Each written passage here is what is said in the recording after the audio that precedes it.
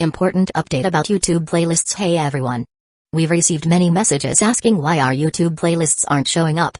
Do we create YouTube playlists? Yes, we absolutely do. So why can't you see them? Honestly, we're not sure. We've been in contact with YouTube support for several months now, but we still haven't received a clear answer or solution. After much discussion, our team has decided to take matters into our own hands. We believe the issue might be related to the number of playlists we've created on a single channel, possibly too many. Our solution? We're launching 2 additional YouTube channels, giving us a total of 3. This way, we can organize our audiobooks better and avoid the playlist visibility issue in the future. This change only affects our YouTube audience. If you're a patron supporter, you can still access all our audiobooks by visiting the collection menu on Patreon. Thanks so much for your time and continued support. Happy listening. A Federation soldier hurriedly entered the hall and reported, Boss Fang, the Iron-Eating Tribe requests an audience. Chapter 2970, Bullying A? Just as he was thinking about going to find them, they took the initiative and came to him first. Agree to the transition. Let them come over. Quite a loss indeed. The team leader of the Iron-Eating Basat tribe entered the meeting room under the escort of the soldiers.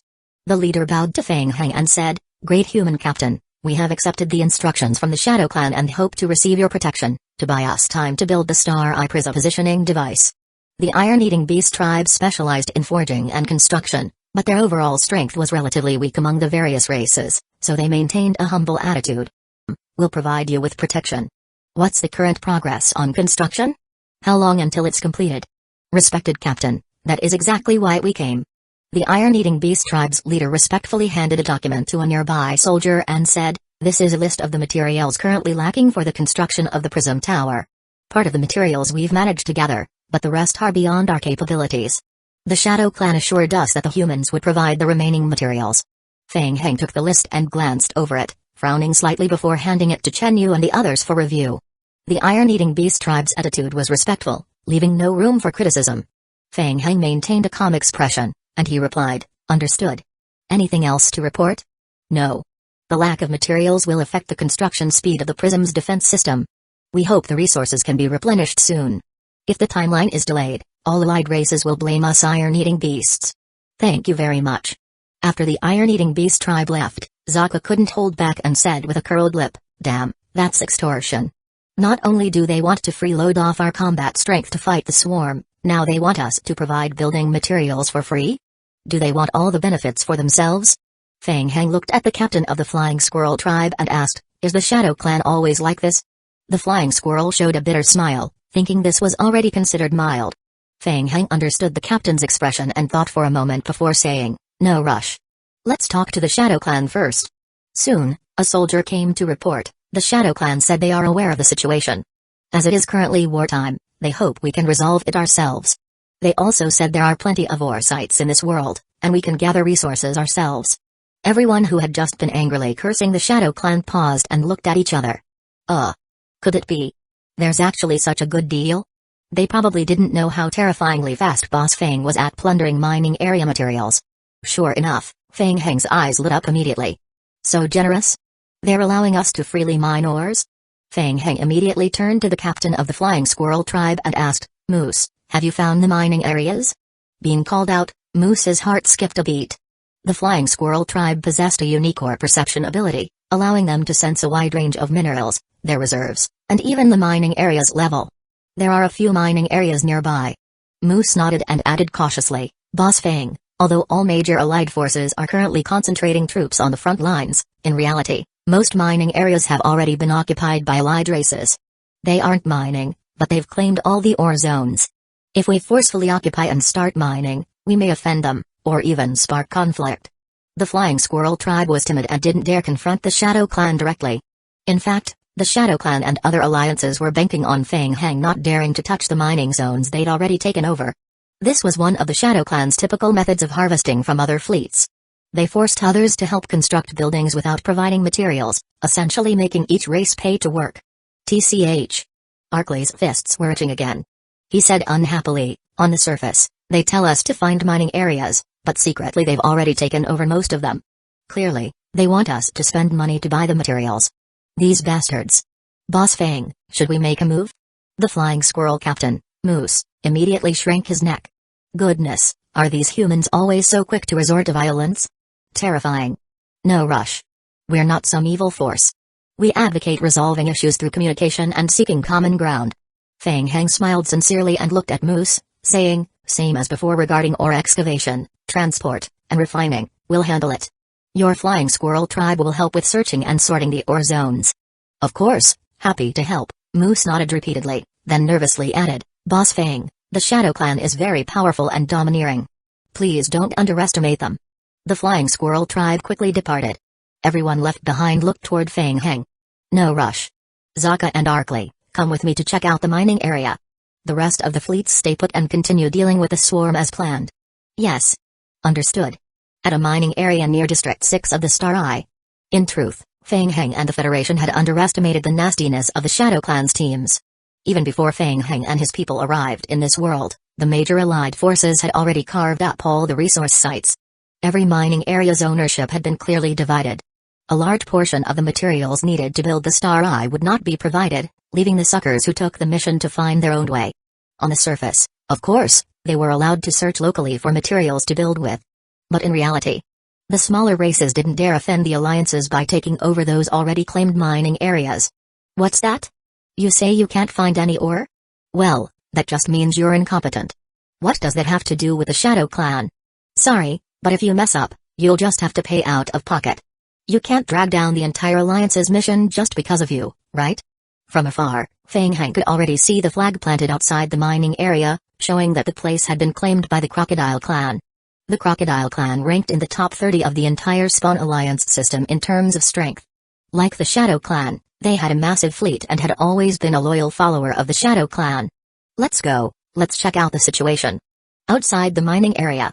Noticing Feng Heng's team in protective suits approaching, the Crocodile Clan guards immediately raised their guns, warning, humans. Leave this place.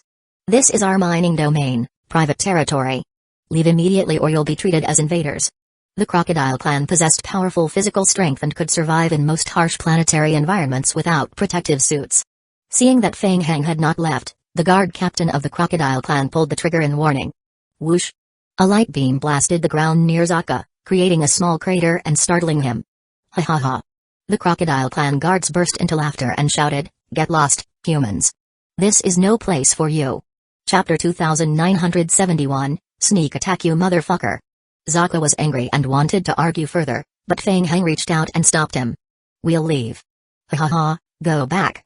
This is a battlefield, not a place for little kids like you. The Crocodile Clan had long heard that the human fleet was docked near their mining area and had prepared for it. Seeing Feng Heng and the others retreat, they couldn't help but laugh loudly. Zaka followed Feng Heng as they retreated, listening to the mocking laughter of the Crocodile Clan behind them. Feeling frustrated, he asked, Mr. Feng, the Crocodile Clan has been prepared for us for a while now. What should we do? Don't rush, don't rush. Feng Heng stroked his chin. He had just observed that the defenses the Crocodile Clan had set up in the mining area weren't strong. It could be taken by force. But the Shadow Clan? He wasn't ready to fully break ties with the Shadow Clan and their allies and start a full-scale war. After all, he still had to rely on the Shadow Clan to deal with the insect nest. With that in mind. Whoosh, whoosh, whoosh, whoosh. Far away on the Nether Sea ship, numerous lickers under Feng Heng's control crawled out of the ship's various cracks. The lickers jumped from the bottom of the ship into the barren land, quickly using their stealth skill to burrow into the ground. The Crocodile Clan's defensive personnel in the mining area were actually few. After all, the insect nest hadn't been eliminated yet, and most of the battle units were gathered on the front lines. Moreover, the world was still facing the threat of the swarm, so it was not the right time to mine. They stationed guards simply to prevent other allied tribes from turning on each other. After all, this kind of thing had happened before. In the mining area, the Crocodile Clan's guards were stationed there when suddenly they felt the ground beneath their feet tremble slightly. What was that? Kai. Looking down, they saw cracks suddenly appear in the ground nearby. Soon, a large number of brown spiny mutant worms burst out of the ground. It's the mutant worms. Be careful. Don't let them get close. The Crocodile Clan immediately used beam weapons to attack. The lickers once again displayed their fearless nature. Even when their bodies were pierced by energy beams and thrown back, they simply rolled on the ground and recovered, rushing toward the Crocodile Clan. The Crocodile Clan had never seen such an exaggerated recovery ability. Seeing the swarm approaching in the blink of an eye, The front-line Crocodile Clan soldiers immediately swung energy sabers and rushed forward to engage in hand-to-hand combat. Every Crocodile Clan member was a born warrior. But soon, their expressions changed, and fear filled their eyes. The terrifying mutant worms. They had incredibly strong attributes, sharp blades with great tearing ability, highly agile movements, and terrifying recovery abilities. Even if a mutant worm's limbs were severed, it could recover within seconds and relentlessly rush back toward the Crocodile Clan. After fighting for a moment, the Crocodile Clan was shocked to realize they hadn't successfully killed a single mutant worm. In less than half a minute, the 20 or so Crocodile Clan guards were all slaughtered by the liquor swarm. Outside the mining area, the remaining Crocodile Clan heard sounds coming from the mine and hurried over, only to find the liquor swarm inside. They were immediately stunned. What was going on? The Crocodile Clan had no time to react, and when they saw the approaching liquors, they instinctively began to fire back. However, this also caused them to lose their best chance to escape. Once the liquors closed in, there was no hope left for the Crocodile Clan guards to escape. In just moments, the entire mining area was left in chaos. Kai. Once the Crocodile Clan guards were cleared out, the liquors quickly gathered in place and formed flesh cocoons. Seconds later, the liquors crawled out of the cocoons and went deeper into the mine to begin mining the ore. At the same time, some of the liquors dug a passage and began transporting the ore back to the ship via the newly created underground passage. Nearby, Zaka and the others watched as some Crocodile Clan guards were so terrified by the liquors that they fled in a panic. They exchanged looks and couldn't help but smile. It was true that the liquor's disguise was just too good. The Crocodile Clan probably thought these were mutant worms, right? The group continued to lie low. After a while, the third batch of liquors transported combat shovels through the underground passage. However, the Crocodile Clan still hadn't sent any reinforcements. What did this mean? Zaka was puzzled. Had the Crocodile Clan decided to give up this mine? In fact, as the remaining guards of the Crocodile Clan quickly retreated, their main ship soon received the news that the mining area had been attacked by the swarm. How annoying. The Crocodile Clan captain was currently commanding their team to fight the swarm on the front lines. At that moment, the battlefield was at its most intense. Never mind. The captain weighed the situation. It was just a low-level mining area. It didn't matter much, and since no other race had taken it, it would return to them after the situation was over. There was no need to waste resources and elite forces on it. So, this issue was temporarily forgotten. On another sea ship, the Flying Squirrel Clan members quickly mapped out the surrounding mining area and marked several rich mineral spots on the map. Just as they finished the map and were preparing to hand it over to Fang Heng, Captain Moose received the news and hurried to the ship's storage area to meet Fang Heng. There, he saw large crates of ore being transported into the storage area by advanced transport robots. Moose couldn't help but shrink his neck. So much ore. Did Mr. Fang take action against the Shadow Clan and their allies? Terrifying. Moose rubbed his chest nervously. Although the Shadow Clan and its allies were strong, they probably never guessed that Mr. Fang's strongest ability was actually stealing ore. Having Mr. Fang working in the logistics area was basically letting the Flying Squirrel Clan run wild in a grain warehouse. As the multifunctional combat shovels and underground passageways for transporting ore were expanded, the zombie clones' mining speed increased dramatically. One mining area after another was being cleared out, and more ore poured into the ship.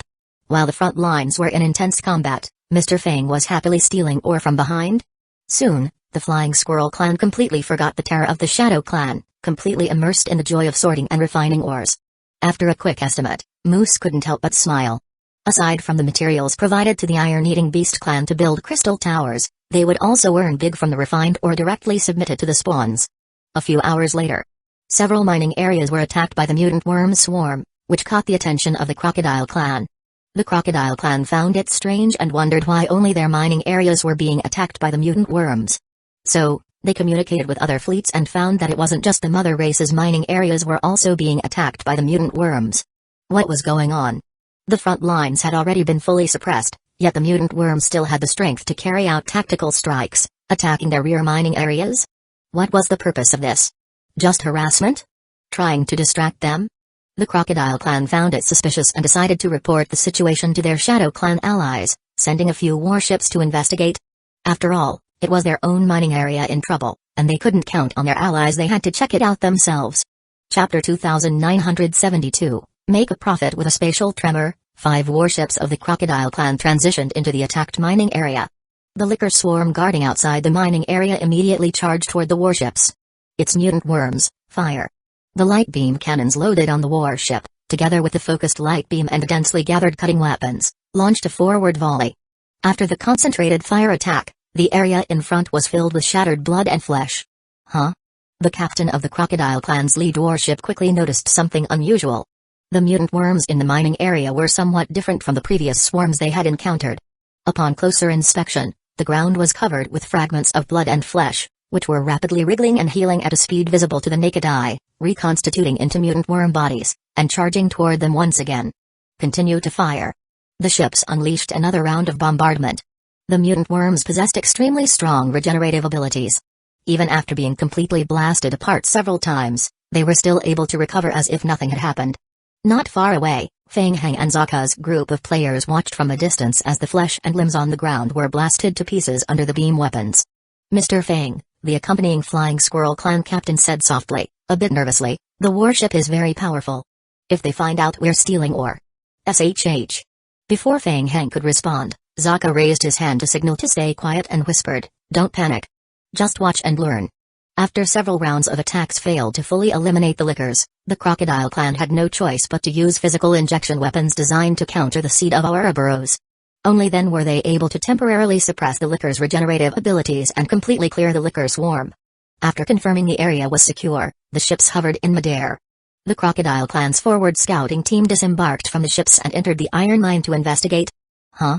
Upon entering the mine, the Crocodile Clan members wore looks of deep confusion. Too strange. There wasn't a single mutant worm creature inside the mine, but there were clear signs that the entire mine had been heavily excavated. What did it mean? In such a short time, a full one-third of the mine had already been excavated. The Crocodile Clan captain was stunned and signaled his subordinates to search the mine carefully. Even after checking the mine repeatedly, they still found no trace of mutant worms. What was going on? Where was the ore? Eaten by the mutant worms? The Crocodile Clan warriors exchanged glances, all feeling puzzled. After thinking for a while, the Crocodile Clan captain had no choice but to report the situation to fleet headquarters via communication. The fleet headquarters also found the situation baffling. Mutant worms never seen before had been found in the mining area? And they could devour ore? What was happening? With no other clues on site and unable to keep consuming the combat strength of 5 ships, they were ordered to return for now. Feng Heng remained hidden not far away. Only after seeing the Crocodile Clan's ships transition away, leaving behind only one guard team to watch the mining area, did he step out from the shadows. Zaka and Arkley, along with a few others, also emerged from behind a rock alongside Feng Heng. Mr. Feng, do they look down on you? They actually dared to leave just one team behind? Zaka was speechless, thinking the Crocodile Clan was truly bold.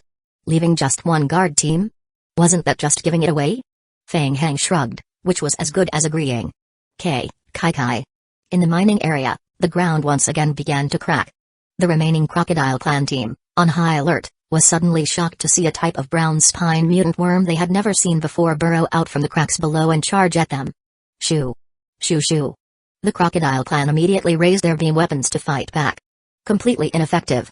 In just a few moments, dense lickers surged out from the underground fissures and devoured the Crocodile Clan guard team entirely. The Flying Squirrel Clan's captain, following Feng Heng, opened his mouth in astonishment and cautiously swallowed. Was there such a tactic? But thinking carefully, Feng Heng summoned creatures could freely infiltrate underground and had extremely high mobility. Meanwhile, both the Crocodile Clan and the Shadow Clan were forced to concentrate massive combat strength on fighting the powerful insect nest swarm at the front lines, leaving them unable to spare forces to deal with Feng Heng's scattered swarm. As long as the swarm was given a little time, they could quickly strip the mining area clean of ore. Feng Heng waited in place for a while and continued to control the licker swarm to collect ore. Zaka nudged the Flying Squirrel Clan's captain Jenny beside him and asked, well? What do you think? Jenny nodded blankly and replied, very impressive. But won't our underground passage eventually be discovered? TCH, don't worry. Once the ore is transported, we'll clean up the passage. Right now, the frontline battle is so intense, they don't have time to carefully search the mining areas. Ah, well. Jenny thought about it and felt that it made sense. With the terrifying mining efficiency of the zombie swarm, a medium-sized mine could be cleared in just half a day. In that case, what was there to be afraid of? Time to grind. Grinding means profit. At that moment, the 5 Crocodile Clan warships had just transitioned into the main battlefield domain to regroup with the fleet. The Crocodile Clan soon received another message. They had lost contact with the Crocodile Clan team left behind. Huh? What did that mean? Attacked by the swarm again? The Crocodile Clan captain was incredibly frustrated. He tried several more scouting missions with ships, but the results were always the same. Each time they wiped out the swarm, and as soon as they left, the swarm returned. Endless harassment. Although the front line remained stable for now, all the mining areas under their watch were increasingly harassed by swarms. They couldn't possibly assign a ship to guard each mining site, right? After trying a few more support missions, they still couldn't stop the elusive swarm, and the Crocodile Clan started to burn out first. Helplessly, they were forced to choose to give up. It was quite frustrating. Fortunately, the humans were still being obedient, dutifully providing the materials needed to build defensive towers. Seeing that even the powerful Crocodile Clan was helpless against the mutant worms in the mining areas, the other allied races also gave up the mining areas to focus on the front lines. If all went smoothly, the front line would be secured in 2 to 3 days. Then they could return and reclaim the mining areas. In the mining area, after watching the Crocodile Clan abandon the mines completely following 2 to 3 rounds of failed reinforcements and losses, Fang Heng knew they wouldn't be coming back. Mr. Fang, your wisdom is truly admirable. The Flying Squirrel Clan had become completely convinced by Fang Heng. Everything had gone exactly as Fang Heng had predicted. After calculating that repeatedly reinforcing the mines was a losing proposition, the Crocodile Clan decisively gave up on all but the most valuable mining sites, which were now directly guarded by ships. A smart move, focus on the big, let go of the small. Fang Heng nodded and said, let's keep expanding. Strip all the surrounding mining areas clean. We still need the Flying Squirrel Clan's help. As for profit sharing, follow the usual agreement. The Flying Squirrel Clan's captain's eyes lit up and said, of course. No problem. Forgive my bluntness, but you are the greatest race in the universe. Chapter 2973, Admitting Cowardice. The Crocodile Clan had initially been quite upset. Their mining areas had frequently been harassed by the mutant worms, and there had even been suspicions that other allied fleets might be secretly targeting them. Yet, they were completely helpless against these mutant worms, which was a source of great shame. However, as time went on, the Crocodile Clan suddenly realized that it wasn't just their mining areas being attacked, the others were also experiencing similar issues with the worms. In this way, the Crocodile Clan became very calm. They did not worry about scarcity, but about unevenness. Since everyone got hit, it was the same as not being hit. The ones who truly suffered the biggest loss were the Shadow Clan. The Shadow Clan was powerful, but their numbers were extremely limited. They didn't control any mining areas, but they took 50% of the profits from the mining operations on the planet as protection fees. It was said that the Shadow Clan had also received the news and had sent a team to investigate the mining areas, but there had been no further reports, which likely meant it didn't go well. In fact, the Shadow Clan had received reports from the various allied races about the attacks on the mining areas by the mutant worms. Many mining areas had reported attacks, and the affected regions were rapidly expanding. The Shadow Clan didn't know that Fang Heng was behind it, but their instincts told them that the mutant worms consuming the ores were likely part of a rapid mutation process. Since the scouting team couldn't completely eliminate the source of the worms, the Shadow Clan decided to give up and focus their efforts on strengthening the main battlefield. At the same time, Fang Heng and the allied fleets also received reports from the Shadow Clan about the recent attacks on the mining areas. Captain Jisel of the Federation's Western District looked at the report he had received and raised an eyebrow. The strange mutant worm creatures attacking the mining areas. And the familiar method of stealing ores used by the worms. Jisel and the experts from the presidential palace exchanged glances. Could it be Fang Heng? The group instinctively looked toward the outside of the ship. Under Fang Heng's flagship, a subterranean passage had appeared at some point. Various spawn machines were continually moving back and forth through the passage, transporting large crates into the ship. It was clear now. The people in the room were now 100% certain that the mutant worm swarm attacking the mining areas was being controlled by Fang Heng. But was he not afraid? If the Shadow Clan discovered they were behind these actions, they could become the common enemy of the Spawn Alliance. The atmosphere on the ship became somewhat tense. The familiar feeling. Here it came again. Everyone, I know what you're thinking. Just shut up and pretend you didn't see anything. The Federation players in the Western District and the Flying Squirrel Clan couldn't have imagined that the Shadow Clan and the other allied races would back down when facing the Lickers. The guards at the various mining areas were not reinforced, instead, they were evacuated.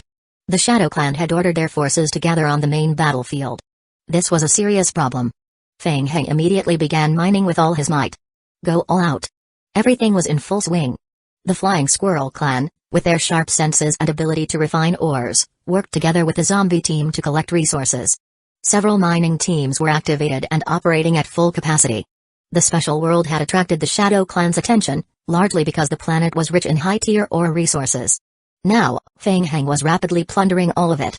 Feng Heng stood in the main control room of the flagship, looking out the window at the iron-eating beast clan constructing the prism columns, and couldn't help but stroke his chin, beginning to ponder. Zaka came over with a batch of shovels for urgent transport and ran to check with the other allied races about the Shadow Clan's latest developments. When he returned, he reported to Feng Heng, "Boss Feng, I've just confirmed that, apart from a few high-level mining areas, the Shadow Clan has temporarily abandoned the mining area guards." Zaka saw Feng Heng's thoughtful expression and found it strange. Wasn't everything already settled? Zaka couldn't help but ask, "Mr. Feng, what are you thinking?" Feng Heng withdrew his gaze from the window. There were too many ore resources to refine and exchange for contribution points directly through the spawn system, which still felt like a bit of a loss. "I'm thinking. Since we have so many ore resources, should we help the Shadow Clan's alliance and take on a few more Star Eye Prism Column construction missions to speed up the work for the Iron-Eating Beast clan?" Huh? Zaka was stunned.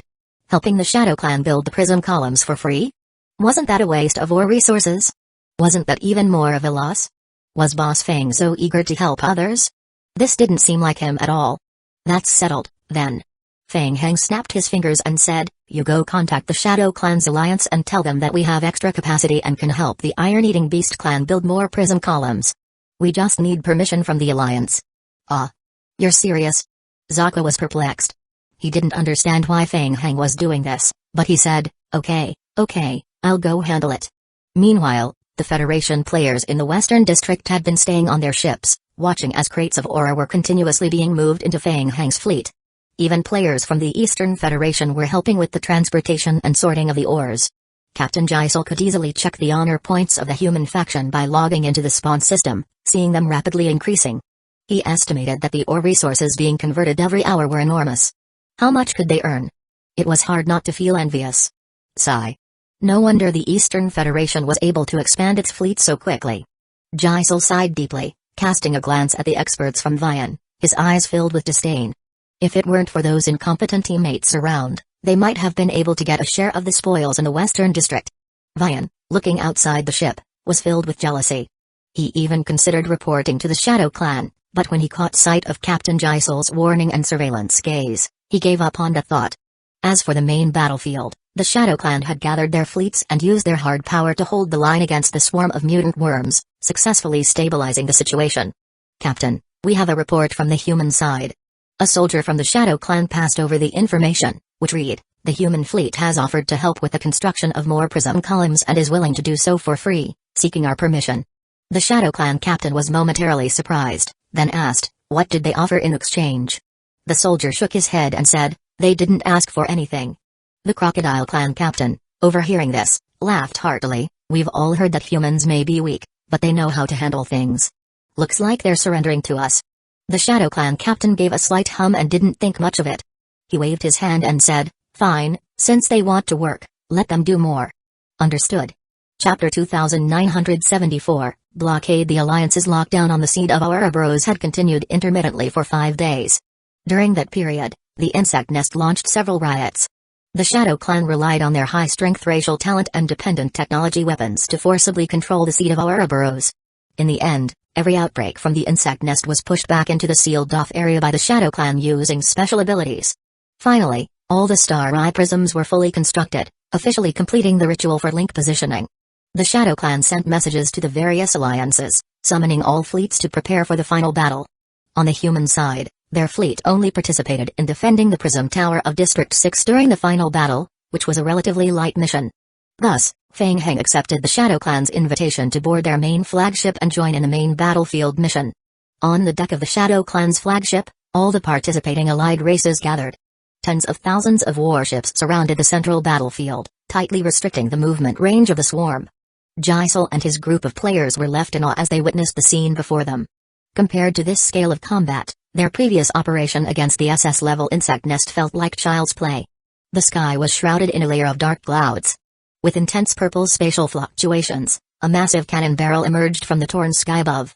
The barrel turned to aim at the dense swarm gathering below. Energy bombardment. Boom. Blinding purple light blossomed. In an instant, The swarm directly exposed to the light beam was turned to ash. The violent purple light beam assault lasted for a full 20 minutes before gradually ceasing. The area ahead, once occupied by creep, was now completely cleared. Numerous warships began advancing toward the center. On the barren ground, large numbers of leaping worms surged forward in a tight formation from afar. In this world, the mutant worm creatures were of an extremely high level. There were two main types among the combat units. One type possessed powerful jumping ability and extreme speed, capable of leaping up to 20 times their body height, and was called leaping worms. The other type was a special flying unit known as poison-winged worms. Like the leaping worms, poison-winged worms were small in size and flew at high speeds, but they had difficulty maneuvering midair and were usually eliminated almost instantly by the overwhelming firepower of the warships on the front lines. Still, they were equally dangerous. Once a poison-winged worm got close to an enemy, it would self-destruct, bursting with highly acidic liquid from within. This liquid inflicted massive damage to energy barriers and various alloy metals. The allied warships immediately opened fire ahead, spraying blood mist in the distance. More leaping worms trampled over the corpses of their companions to launch continuous assaults. From even farther away, the massive forms of large mutant worms began to appear. Spiked elephant worms. Elephant worms were rare large combat units among mutant worms, with bodies resembling giant elephants. They rampaged through the battlefield, mainly attacking through physical charges. Their powerful armored bodies could absorb damage and had excellent regenerative abilities. Faced with the onslaught of the mutant worm swarm, the warships began to unleash their trump cards. Fang Hang stood aside, observing quietly. It was fascinating. The Shadow Clan, initiator of this mission, was also the most powerful race in the entire alliance. They could release shadow orbs. Under the effect of the dark-colored orbs, the mutant worm life forms were forcibly pulled in place, unable to move. Fang Hang suddenly perceived the aura of the seed of Ouroboros. He couldn't help but raise his head and squint into the distance. It was close now. It seemed the SSS-level insect nest fusion form had also detected the familiar aura on him. As the battleships pushed forward, everyone could already see the silhouette of the SSS-level insect nest in the distance. The giant insect nest sprawled across the land like a small raised hill. Its outer surface was covered in dark purple chitin, wrinkled and ravaged like volcanic rock. Tens of thousands of reddish-brown vessels penetrated deep into the creep-like blood vessels, and the entire nest pulsed and throbbed constantly. Whoosh! Whoosh whoosh whoosh! Huh? Layers of thick fungal chitin continued to peel off the outer shell of the nest. The chitin layers fell to the ground and quickly condensed into pulsing flesh cocoons. Huh? Fang Hang couldn't help but express a note of confusion in his heart. It was actually seed of Ouroboros polymers. Whoosh! Whoosh whoosh whoosh! Two cocoons suddenly exploded. From within the cocoons, two humanoid seeds of Ouroboros burst out and swiftly blended into the swarm, charging toward the warships. Fang Hang kept his eyes locked on the polymers. On the outside, they barely maintained a humanoid form, but inside their bodies, twisted countless tiny mutant worms. Lacking skeletal support, their movements appeared disturbingly unnatural. Two high-tier Shadow Clan warriors on the battlefield immediately stepped forward, attempting to control the seeds of Ouroboros using shadow orbs. Under the light of the shadow orbs, the shadows of the two humanoid seeds of Ouroboros were rapidly stretched, and their movement speed dropped drastically. Focused fire. Whoosh! Whoosh whoosh! Hundreds of concentrated energy light beam weapons from the warships simultaneously locked onto the seeds of Ouroboros and opened fire. Boom! Boom boom boom! The two seed of Ouroboros polymers exploded under the concentrated beam assault. The battle wasn't over yet. The scattered mutant worms from the explosion swarmed toward the center, quickly gathering again. In the blink of an eye, the seed of Ouroboros condensed back into humanoid form and rushed toward the warships. And they weren't alone. More and more seed of Ouroboros polymers continued to emerge from the bursting cocoons, joining the front lines. Aboard the flagship, the observing races all wore heavy expressions. There was a faint sense that they might not win. Even after suffering destructive damage, the seed of Ouroboros polymers could revive through some unknown ability an extremely troublesome foe. The Shadow Clan captain said gravely, "Don't let them get close to the ships." Understood. Seeing this, the major participating races all dispatched squads to intercept the seed of Ouroboros polymers. Each race had their own strengths and faced the revival-capable seeds of Ouroboros without falling behind. Though they couldn't completely wipe out the seeds of Ouroboros, keeping them within the perimeter of the defense line wasn't a problem. Captain Jisol stood at the rear of the crowd, watching from afar. He treated this operation as a chance to gain experience, silently staying alert. Compared to the other races with special abilities, humanity was indeed rather weak. Honestly, The fact that humanity had survived this long without being attacked by alien races was already a miracle. Perhaps it was simply because the human world had no valuable mineral resources, so they hadn't attracted the attention of extraterrestrial life forms? From some perspectives, the black fog had actually given them a chance to become stronger? Was the black fog game a disaster or a blessing? Jisol shook his head and stopped thinking about it. The Red Eye clan is pretty strong, too. They can completely eliminate those pesky seeds of Ouroboros. The Crocodile clan captain who had come to observe the battle suddenly turned toward Fang Heng and brought the topic to the humans, saying, "Captain Fang Heng, this is your human race's first time joining the Alliance battlefield. Want to show us what you've got?" Chapter 2975, Swipe. Upon hearing this, all the clans on the ship's deck turned their eyes toward Fang Heng. The captains of each fleet assumed a lofty demeanor, wanting to see what this new ally was capable of. Jisol and the others from the Western District Federation also looked at Fang Heng, feeling somewhat nervous. They had witnessed Mr. Fang's strength before. Extremely powerful. Terrifying, even. But the enemy was an SSS-level insect nest monster, equally terrifying in its strength. Jisol had already realized that the Spawn Alliance was a place ruled by the law of the jungle. If Fang Heng didn't perform well, humanity would be looked down upon by the other races from that point on. Fang Heng came back to his senses upon hearing the question and turned to the Crocodile clan member who had addressed him, eyes lighting up. What? Such a great opportunity? Seeing over 30 seeds of Ouroboros on the battlefield gradually getting overwhelmed and devoured by the team sent out by various races, he was feeling more than eager to jump in. But the Alliance had clearly stated that humans would not interfere in the final battle, and he had just been racking his brain for a good excuse to join the fight. He hadn't expected the Crocodile clan to hand him an assist so readily. Perfect? Oh, I see. A smile tugged at Fang Heng's lips as he stepped forward from the crowd, stretching his wrists and looking at the aliens. He nodded, saying, "Well then, if you insist, I suppose I'll accept." Whoosh! Not giving the other aliens a chance to back out, Fang Heng tapped the ground with the tip of his foot and shot toward the battlefield at high speed. The aliens all looked surprised. What the hell? While the other races had sent in squads, the humans were sending their fleet captain in alone? Huh? The Shadow Clan captain felt a slight jolt in his heart. It seemed odd. On the battlefield, one seed of Ouroboros sensed Fang Heng's aura and immediately abandoned its current target, rushing directly toward him. Was it some kind of taunt-type skill? In an instant, the 3 seeds of Ouroboros closest to Fang Heng closed in one after another to attack him. Facing the nearest polymer of the seed of Ouroboros, Fang Heng simply threw a punch. Bang! A heavy thud sounded. The seed of Ouroboros shattered instantly in front of Fang Heng, exploding into a mass of flesh. Bang! Bang! Bang! Fang Heng rapidly dodged toward the other 2 seeds of Ouroboros and threw 2 more punches. The other 2 were blasted apart midair, following shortly after. So powerful. The onlookers from the various alien races aboard the ship gasped in unison. Such brutal physical strength.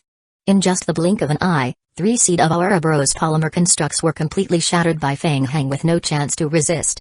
Some aliens who weren't good at melee combat couldn't even see how Fang Heng moved. They only saw the seeds of Ouroboros explode midair. In just that moment, Fang Heng's strength had become abundantly clear. The Shadow Clan and other high-ranking races in the Alliance watched Fang Heng's movement carefully, calculating silently. Humans were indeed widely distributed across the world, and this group's strength slightly exceeded expectations. But if that was all, it still wasn't enough. Kai. The shattered flesh of the seed of Ouroboros polymer that Fang Heng had just punched into pieces began squirming on the ground, trying to reform its body. Landing, Fang Heng turned his gaze toward a rapidly regenerating pile of flesh to the right, raised his hand. Blood manipulation. Kai. The temperature of the seed of Ouroboros flesh suddenly spiked. Within moments, it began to boil, releasing a layer of white fog as it tried to condense again. The fragmented flesh writhed violently, emitting a sizzling burn as it failed to recombine. Blood explosion. Bang. Bang bang bang. The flesh exploded once again into even smaller fragments, falling to the ground and beginning to regroup. Fang Heng stared at the pile. Despite having drained its HP to just 1% through repeated blood manipulation and explosions, he still couldn't completely kill it. It seemed that vampire powers alone weren't enough to eliminate these creatures. HMPH. Then how about this? Fang Heng snorted softly. His aura shifted, bursting forth with waves of holy energy. God's punishment. Boom. From the overcast sky, a streak of violet-red lightning descended, striking the writhing flesh on the ground. The seed of Ouroboros flesh burst into holy flames, emitting a powerful stench as the last 1% of its health rapidly depleted to 0. Got it. With a flick of his wrist, Fang Heng drew in a tiny broken cocoon of a seed of Ouroboros from the charred remains. Even though it was small, it could still provide a notable boost in skill experience for seed of Ouroboros abilities. Fang Heng turned and reached toward another pile of rapidly reforming seed of Ouroboros polymer nearby. Boom. Boom. 2 more bolts of lightning struck down. The mass of flesh once again erupted into holy fire. Effortless. The sacred study had a significant suppressing effect on the seeds of Ouroboros. Fang Heng quickly dealt with 3 seeds of Ouroboros, collected 3 cocoons, scanned the battlefield, and charged toward the next polymer construct. Keep going. Next one. Back on the ship, the Spawn's Alliance races fell into silence upon witnessing Fang Heng eliminate 3 seed of Ouroboros so easily. In addition to his formidable physical power, humans had no shortage of offensive skills. In comparison, even the Shadow Clan didn't seem to handle the seeds of Ouroboros as efficiently as Fang Heng. Well done. Captain Jisel and the other players kept a straight face but were inwardly cheering. Wait a minute. As they watched, the Crocodile Clan warrior frowned slightly. What was this? On the battlefield, Fang Heng didn't stop after taking out 3 seeds of Ouroboros. He immediately chased after the nearest target. The seeds of Ouroboros seemed to be affected by some unknown taunt force, abandoning all other targets and going straight for Fang Heng. Bang. Bang. Bang bang. None of the Ouroboros constructs lasted more than 1 punch from Fang Heng. They were blown into flesh, then instantly purified by some unknown method. Since Fang Heng had joined the battle, in just a short time, the seeds of Ouroboros were rapidly being eliminated. This guy's going this hard? Could it be? He's farming cocoons? Chapter 2976, Awakening. Other alien species also gradually realized what was happening. Good grief. They had allowed humans to join the battlefield to probe their capabilities. But this guy? He went straight to farming cocoons? None of the allied species present said anything out loud, but they were all perfectly aware that each seed of Ouroboros cocoon could be exchanged for a considerable amount of contribution points in the spawn system. Fang Heng had joined the battle for only a brief moment, yet he had already acquired a large number of seed of Ouroboros cocoons. Originally, those cocoons were to be split among the various races participating in the main battlefield. Now, they had all been taken by Fang Heng alone. And the problem was that this test had been authorized by the Shadow Clan. In this situation, they couldn't really say much. Buzz. After a short while, the light of the star eye gathering again high in the sky began to blossom.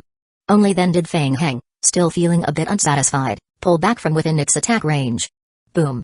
The purple light once again descended, enveloping a wide area ahead, including an SSS-level insect nest. Purify. Under the effect of the powerful beam weapon's purification, a massive number of creep and mutant worm units were reduced to ash. Even the clumped seeds of Ouroboros melted into a pool of red slime under the impact of the light beam. Whoosh. As the beam faded, before the other races could see the battlefield, Fang Heng once again turned into a shadow and was the first to dash in from the side of the field. God's punishment. Boom. A thunderbolt struck down, blasting a writhing mass of dark red slime on the ground into charred remains. Fang Heng raised his hand and absorbed the seed of Ouroboros cocoon into his palm, then turned and lunged toward another mass of slime. What the hell? Only then did the other alien squads on the battlefield react. They hurriedly joined in the fight, using various methods to target the seeds of Ouroboros that were attempting to revive. The damaged seeds of Ouroboros, still under the lingering purification effect of the Star Eye, had already suffered severe losses to their HP. They were only hanging on due to their special abilities. They were immediately divided up by the various allied forces rushing into the battlefield. The Crocodile Clan looked a bit awkward. After all, they were the ones who had invited Fang Heng to join the battle. Who would have thought Fang Heng would be so powerful? Sir, this. The captain of the Shadow Clan's ship glanced over the battlefield and said coldly, continue advancing. Yes, sir. Thanks to Fang Heng's prowess, the threat from the seed of Ouroboros polymer was neutralized. The fleet resumed its approach toward the central SSS-level cocoon. Kai.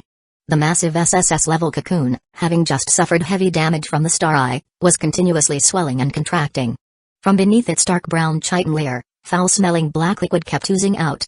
The alliance fleet of the Shadow Clan gradually moved closer to the cocoon, until they entered attack range. Shoo.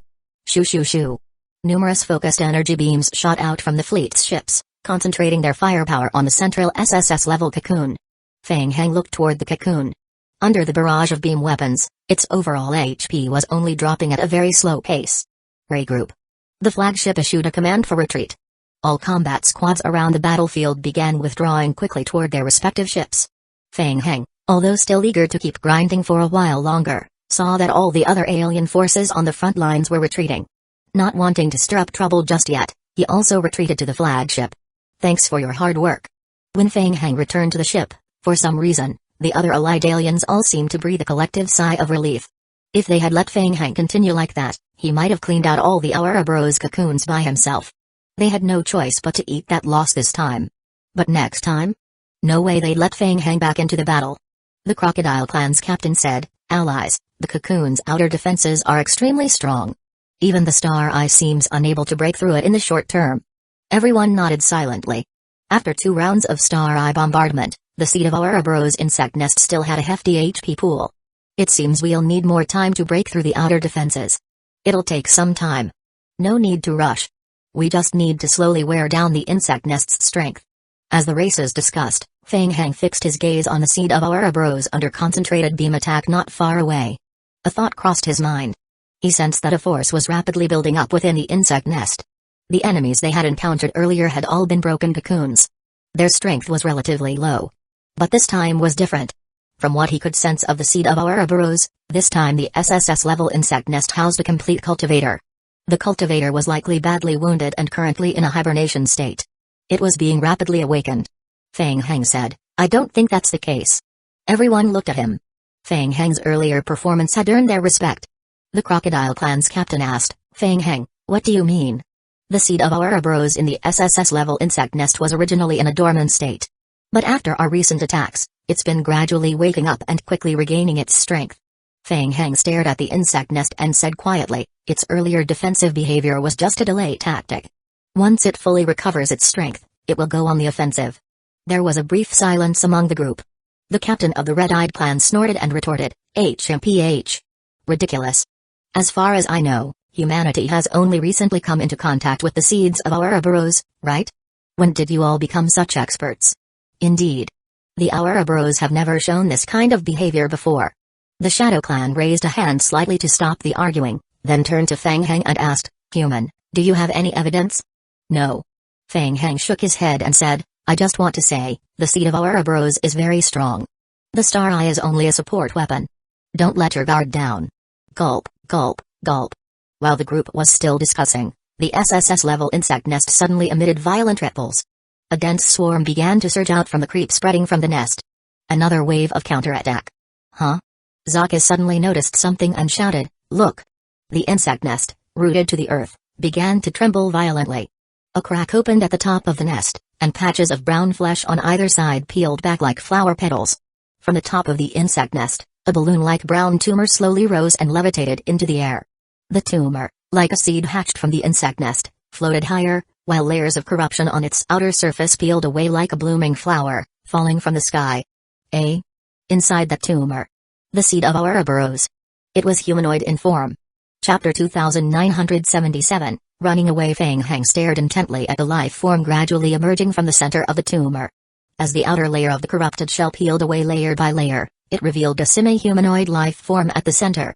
The right half of her body had completely transformed into a worm body, with dense blood vessel-like tentacles protruding from the gaps between muscle textures, twitching in sync with the pulses of the insect nest below. The left half, however, still retained the outline of a human female. The aura was incredibly strong. From his perception, she was a cultivator. On the main ship, everyone revealed heavy expressions. Boom. The next moment, the insect nest beneath the cultivator's body exploded with a loud boom on its own. Massive swarms of insects poured out from the shattered insect nest.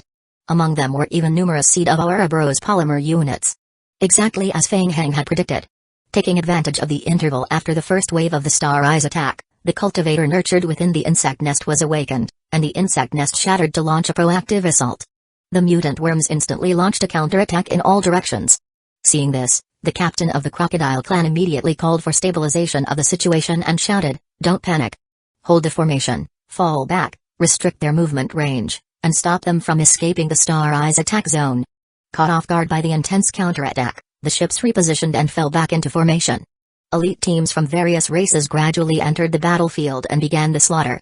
Fang Heng narrowed his eyes, surveying the battlefield, and caught a glimpse of the Shadow Clan captain and several other alien captains in the alliance giving commands. The Shadow Clan captain seemed to notice Fang Heng's gaze and looked at him, his expression filled with a strong warning. There's no need for humans to join the battle for now. You all may stay on standby. Of course, with the Alliance's strength, taking down the insect nest won't be a problem. Fang Heng understood that the Shadow Clan was confident in winning the battle and didn't want him to interfere or share any credit, so he shrugged and pointed toward the seed of Ouroboros polymer floating midair above the shattered insect nest to remind everyone. As far as I know, the seed of Ouroboros includes not only the main mutant worm but also something called a cultivator. That might be the cultivator. We should be cautious. Before the Shadow Clan captain could respond, the Crocodile Clan captain sneered and said disdainfully, "Hey, cultivator? Just a dying struggle. No need for you humans to worry about it." The exploding insect nest indeed caused quite some trouble for the Allied forces, but soon, the retreating ships regained control of the situation and began rapidly depleting the mutant worm's combat strength. As the insect nest was destroyed, with no new mutant worms to replenish the forces, the strength of the swarm's assault gradually diminished. A Crocodile Clan warrior looked provocatively at Fang Heng and said, "Well? Not bad." Captain Jisoo looked worriedly toward the main battlefield where the seed of Ouroboros mother form was still floating midair and asked in a low voice, "Fang Heng, is the situation bad? I think the Shadow Clan should have their own special abilities. Even if the cultivator makes a move, it's hard to say who will win." Whoosh! As they spoke, the mother form floating in midair above the shattered insect nest suddenly opened its eyes and dashed toward a Crocodile Clan squad. Whoosh! The seed of Ouroboros mother form moved extremely fast, turning into a black shadow in an instant. Bang! Bang! Bang! The Crocodile Clan squad couldn't even see how the mother form attacked. A black shadow flashed past, and they were instantly sent flying, their bodies covered in gruesome, thorn wounds. Stop it! The elite Shadow Clan team personally engaged. Hundreds of shadows surged out from various warships, rushing swiftly toward the seed of Ouroboros mother form. Shadow Sphere.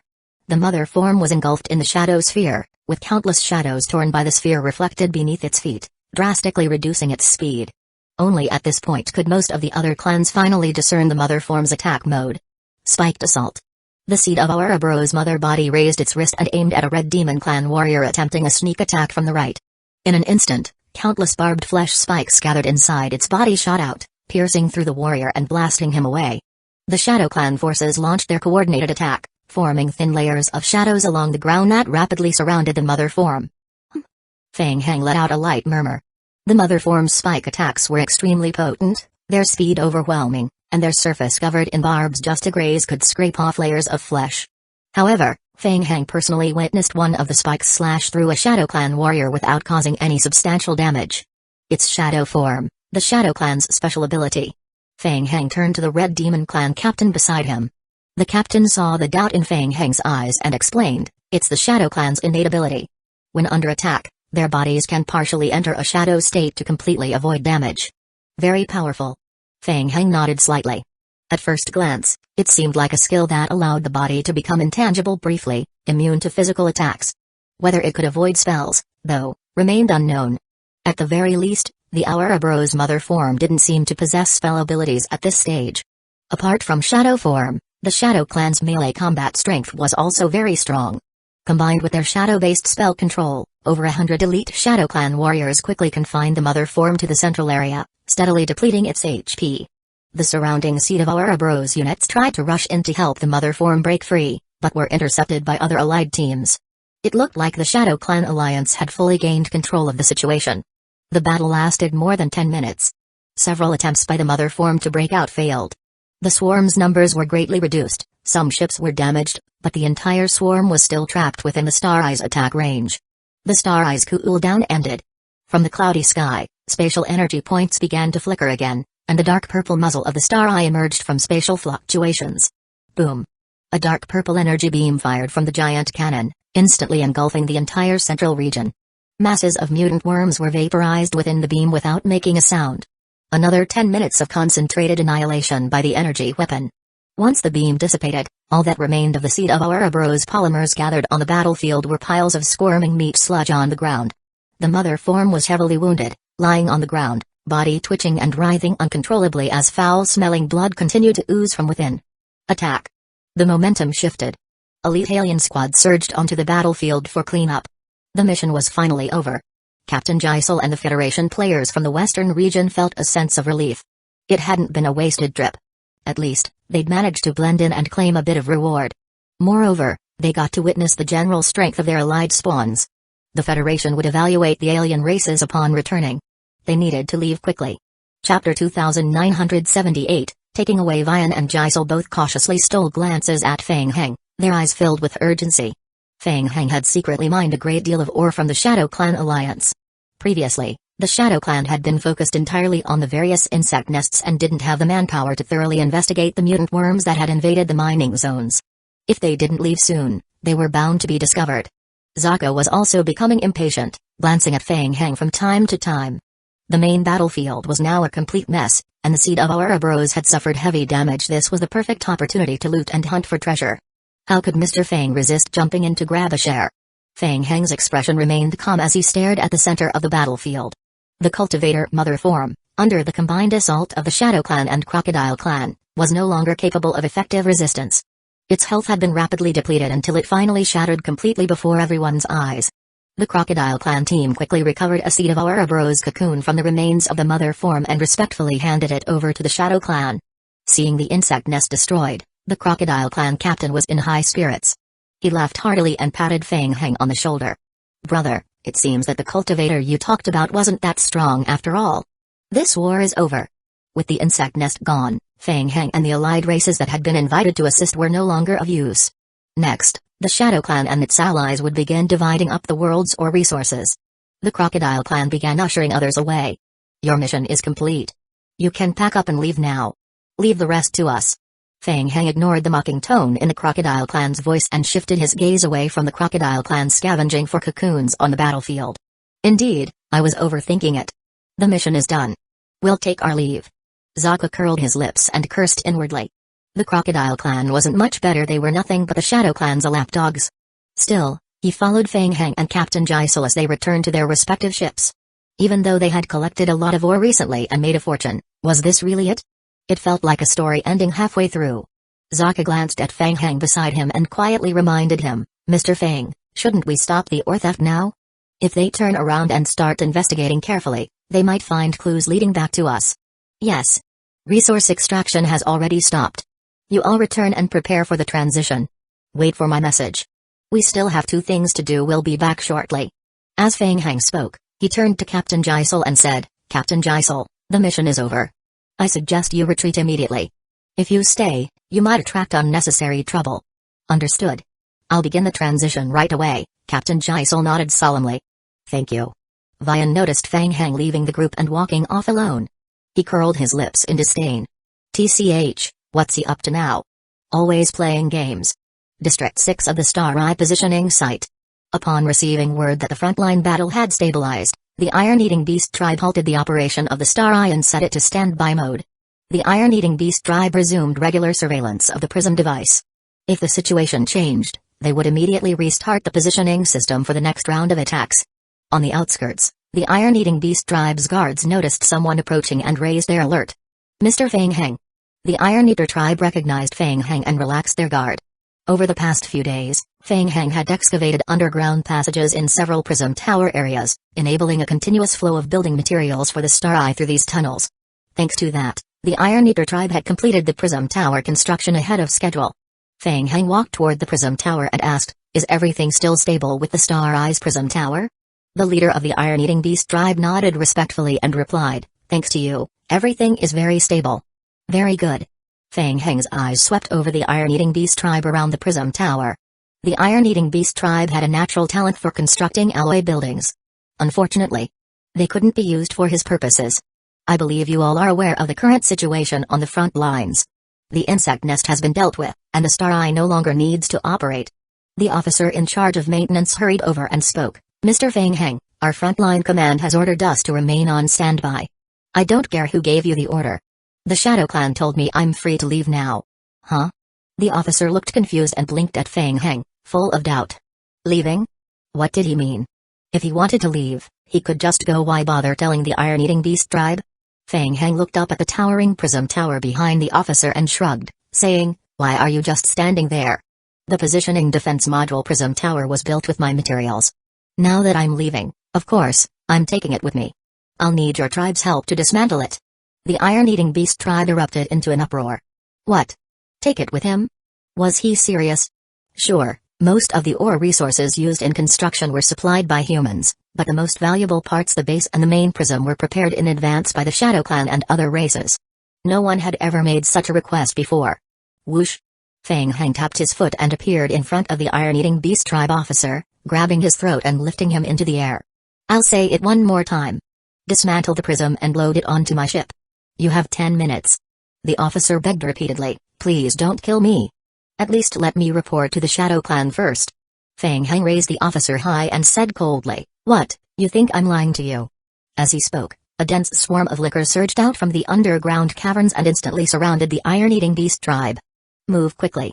The iron-eating beast tribe officer and the surrounding tribe members turned pale, speechless with fear. The iron-eating beast tribe wasn't a strong fighting tribe.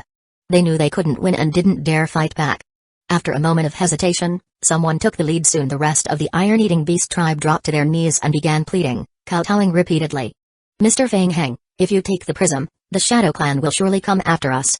We can't afford the cost. Our entire tribe's survival is in your hands. Please show mercy. Feng Heng frowned. What were they implying? They made it sound like he was some kind of villain. Then again, the iron-eating beast tribe had always been cooperative and treated him decently.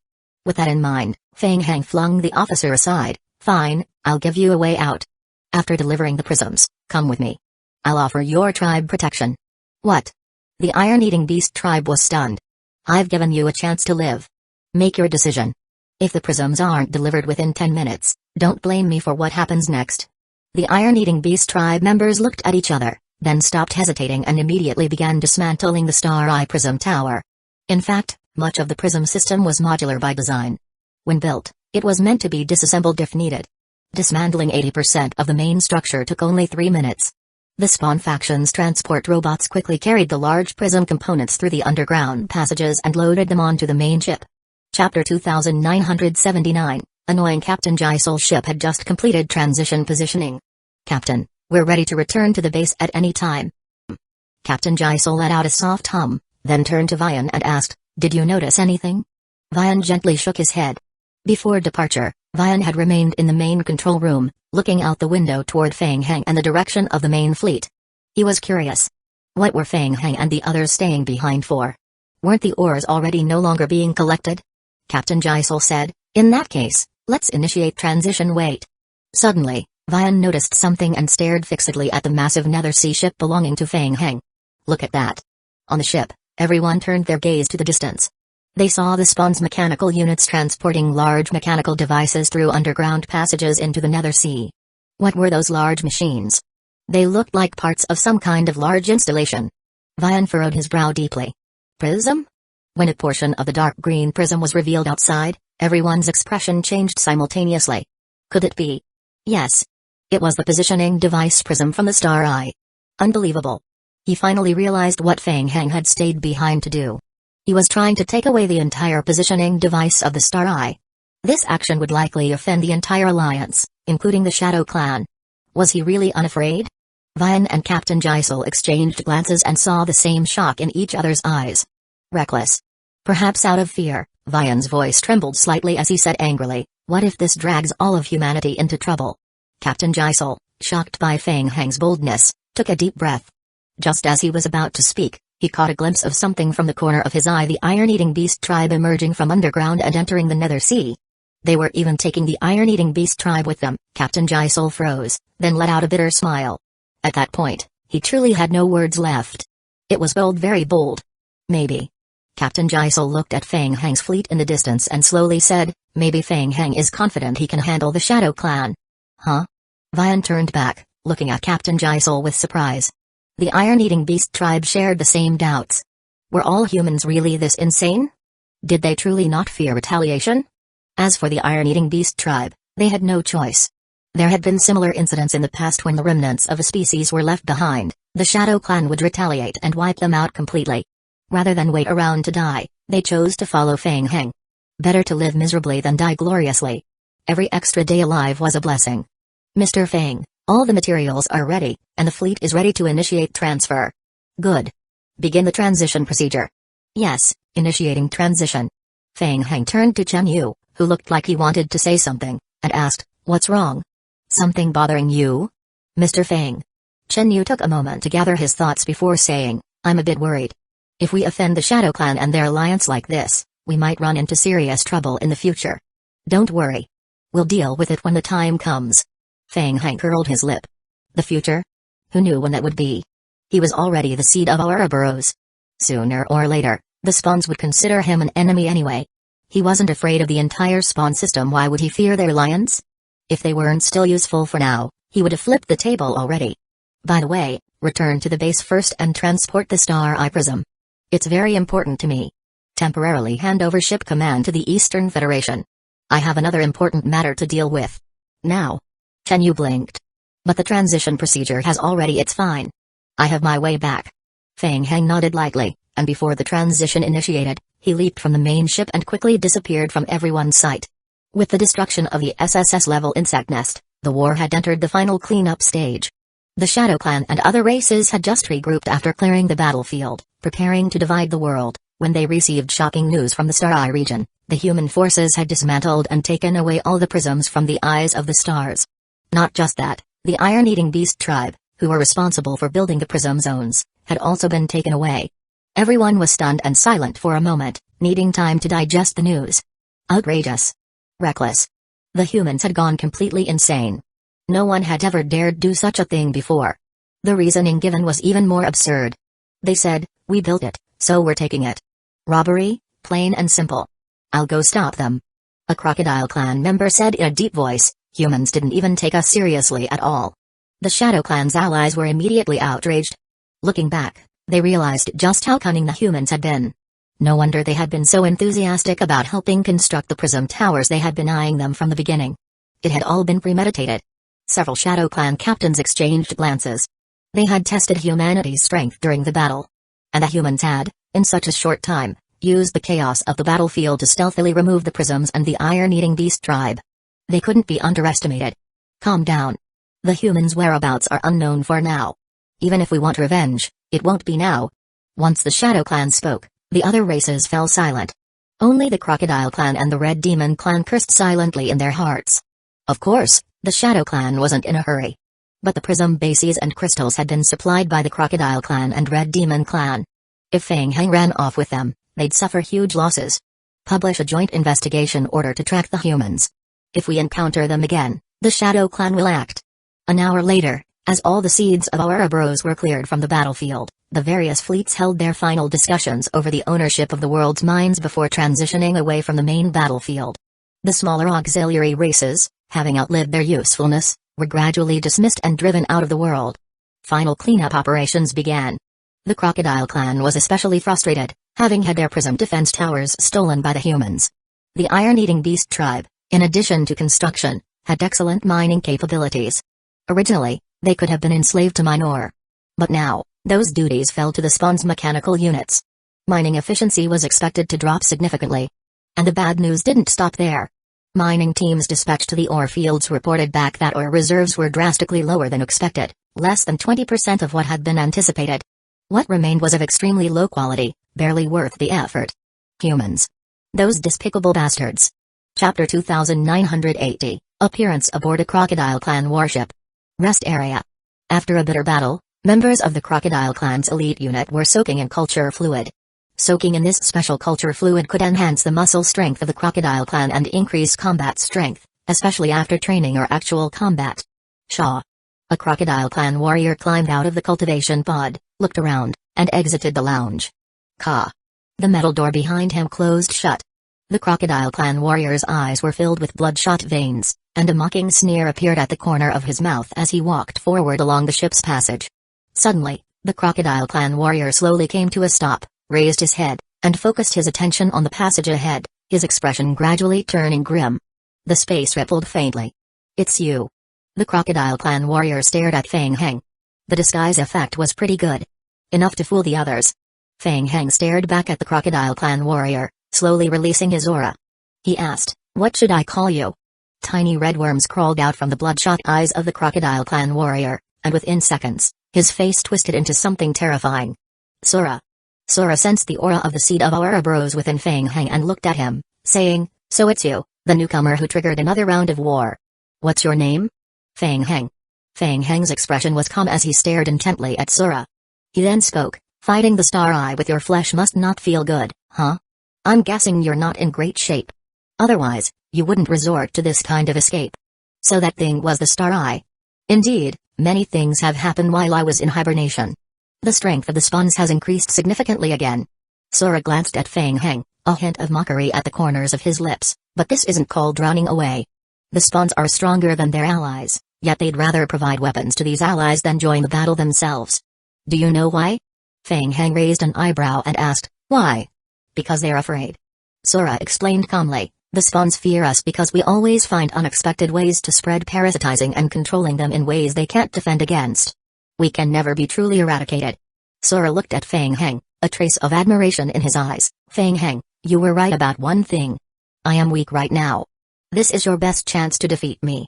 Fang Heng stared at Sora, analyzing how much of what he said was true and how much was a bluff. "Whatever. Better to strike first." Whoosh! Fang Heng lightly tapped the ground with his toe and rapidly approached Sora. Lifeblood in his hand formed into a thin blade and slashed forward swiftly. Bang! The lifeblood exploded. Sora quickly retreated backward. The outer skin of the Crocodile Clan host was completely shattered under the rippling attack wave, revealing the writhing mass of worms gathered beneath the flesh. Kai. Sora appeared to be shedding his skin as his rotting original body emerged from within the Crocodile Clan form. Whoosh! Sora suddenly paused for a moment in an eerily unnatural way, then dashed toward Fang Heng at high speed. He moved so fast that he became a black shadow in the air.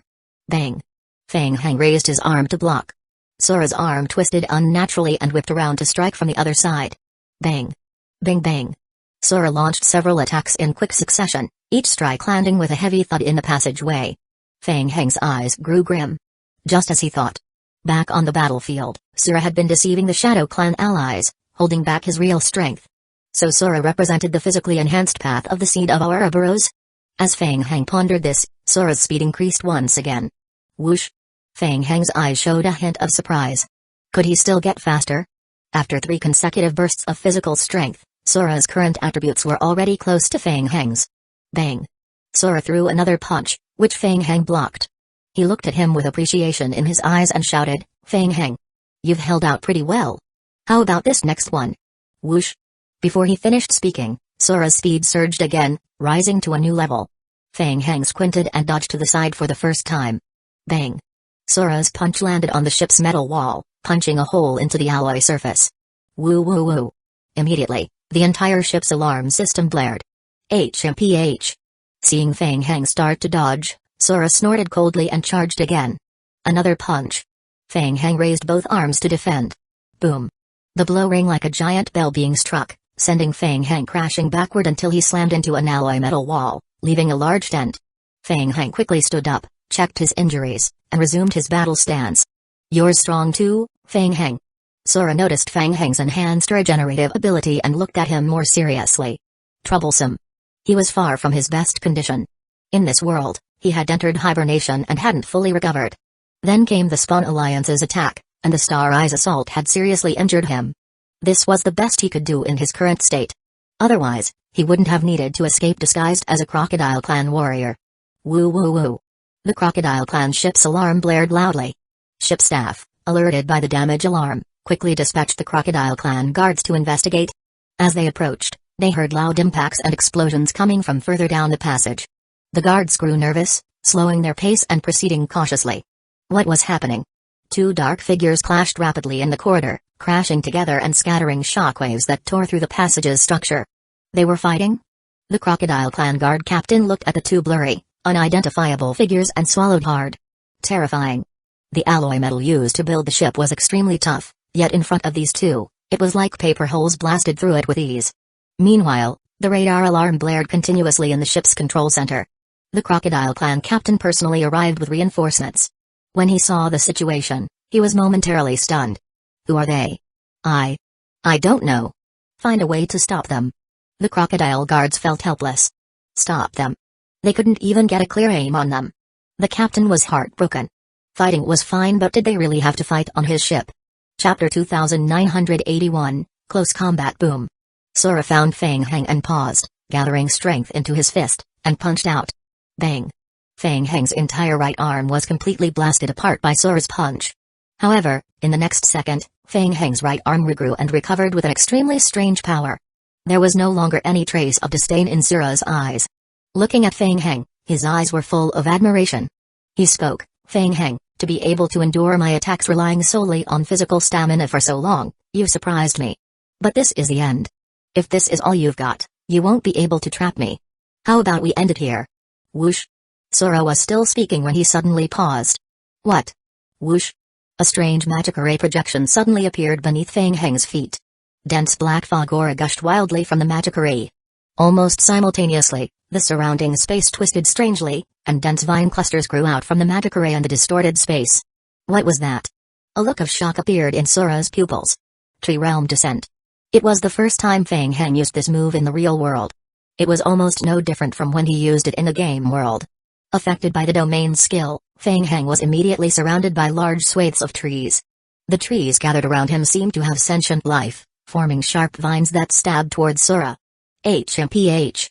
Sora snorted coldly and clenched his right fist, punching forward with force. Boom. Boom boom. In the next moment, all the vines targeting Sora were completely shattered by the force of a single punch. At this moment, the various scattered races sensed something and looked toward the Crocodile Clan's fleet. Those Crocodile Clan members on nearby ships were even more shocked. What the hell? On one of the Crocodile Clan's ships, green vines and plant roots suddenly grew from every window and gap. The Crocodile Clan guards all looked toward their fleet commander. What's going on? Even the Crocodile captain was stunned. That was clearly one of his subordinates' ships. What had happened? Before the captain could order an investigation, 2 consecutive explosive booms rang out. Boom. Boom. With the sound of 2 muffled blasts, 2 figures shot out from the top of the vine-covered ship. In the next second, dense vines lifted the entire cabin roof and tore it open. Everyone stared intently at the 2 figures ejected from the ship. Who were they? Vines and roots rapidly surrounded the 2, binding them tightly at the center. The explosive speed and the surrounding mass of vines and roots made it impossible for the Crocodile Clan to see clearly. Only vague silhouettes fighting amidst the tree clusters could be seen. Boom. Sora's eyes gleamed with intense surprise. Fang Heng's figure suddenly disappeared before his eyes. What? His speed had increased again? To the point where even he couldn't track him in an instant? To the right. Sora was alarmed. He could still turn with such agility at such high speed? Boom. A fist landed hard on Sora's cheek. The next moment, Sora's entire head exploded instantly, and his whole body was sent flying. While still airborne, his neck wound twisted and extended with fine worm-like matter, regenerating his head, and he turned back to look at Fang Heng, his eyes now heavy. His speed was so fast he could barely keep track, and could only rely on perception to locate him. Not just speed, his strength had also exploded. But this power seemed to come in bursts. How did he do that? A special skill? Sora examined Fang Heng closely. Fang Heng also narrowed his eyes, observing Sora's condition. Sora's self-regeneration was equally terrifying. He was basically unkillable. Then let's go again. Year ring acceleration. Whoosh. Fang Heng's figure once again turned into a shadow, almost disappearing into the air. Sora's pupils shrank again. He immediately expanded his perception to track Fang Heng. Bang. This time it was from behind. Boom. Even though Sora had already sensed Fang Heng's position in advance, he was still a step too late to defend. His body was blown into 2 exploding pieces again. The battle instantly turned. Sora was hit repeatedly by Fang Heng, his body shattered again and again midair, and each time regenerated. Whoosh. Sora regenerated once more, anger flashing in his eyes. Fang Heng, let me show you my trump card. Whoosh. Sora's speed also suddenly surged. He actually blocked it. Fang Heng threw a punch, surprise flashing in his pupils. Boom. With a massive shock, both Fang Heng's right arm and Sora's left arm exploded. Ha. Nothing more than that. Again. They clashed again and again, exploding into bloody fragments midair, only to regenerate and collide once more. Break. Fang Heng roared, punching forward, smashing Sora's head once again. At the same time, Sora blasted open a massive hole in Fang Heng's chest. Both were sent flying. Ibukaya. Bang. Sora's figure flew through the air. As his exploded head rapidly regenerated, the dense Ibukaya vines on the ground quickly converged and tightly bound him, layer upon layer, dragging him fiercely into the ground. Po. Fang Heng also landed, panting heavily. The gaping wound in his chest rapidly healed as he looked up, staring at the heavily suppressed Sora bound by Ibukaya and a world of forests. Bang. Bang bang bang. A muffled boom. The ground exploded, leaving a nearly 100-meter wide crater. Sora stood at the center, covered in blood, but his wounds were rapidly healing again. He was still not dead. Then try this. Seeing the world of forests had reached its limit, Feng Heng suddenly raised his hand towards Sora. Sora had nearly exhausted his self-healing powers after repeated regeneration and was about to strike again when his expression suddenly changed. What was that? The power of blood? Sora's expression changed. He suddenly noticed his self-healing ability was partially suppressed, and the blood in his healing wounds no longer coagulated. It burned and boiled, flowing out continuously. At the same time, a gray aura surged from the oozing blood. Aging, corruption. This aura was rapidly destroying his body. Whatever it was, this power greatly countered his. A long-range magic ability? Sora raised his head, looked at Feng Heng, and his sharp gaze gradually softened, a trace of resignation flashing through. Chapter 2982, Cooperation. Feng Heng, an interesting strength. Even though I'm not in my best state, I've already played all my trump cards. I believe your true strength is more than this. There's no need to continue this time, I admit defeat. As he spoke, Sora gradually let his strength dissipate on his own, with blood continuously oozing out from his skin. But this time, Sora's body no longer healed itself. I hope you can inherit the will of our race. And allow us to further evolve and survive. Feng Heng looked at Sora gradually releasing his strength, and also let go of his grip. In fact, he wasn't as relaxed as he seemed. His ultimate skill, Everlasting Moon, had indeed not been used yet. Various sacred study and necromancy abilities hadn't been activated either. But to deal with someone like Sora, whose stamina and physical enhancements were taken to the extreme, aside from Everlasting Moon, most of his other abilities were only supportive at best. The key was that Sora's physical strength had far exceeded his expectations. If he hadn't ambushed a large number of lickers before the battle and buried them beneath the ship using the stealth skill to share the damage through life diversion, he really wouldn't have endured it. Even the effect of the undead physique wasn't enough to recover from it. Feng Heng stared at Sora, his eyes full of deep weariness. Sora alone was already difficult to deal with if he had to face both Proust of the Death Realm and his cultivator Mukinkson at the same time. Could he handle it? Even with help from the Spawn Star Eye, it was still unstable. Sora's body gradually decayed. He slowly reached his right hand into his own open mouth. Gulp, gulp. Sora pulled out a cocoon from his body and threw it toward Feng Heng. I'll find a safe place to hibernate again. I hope when I wake up next time, the war between cultivators will be over. Feng Heng caught the cocoon Sora had thrown at him and was slightly surprised by Sora's decisive surrender. Hint, the player obtained the Ouroboros cocoon, complete. Wait.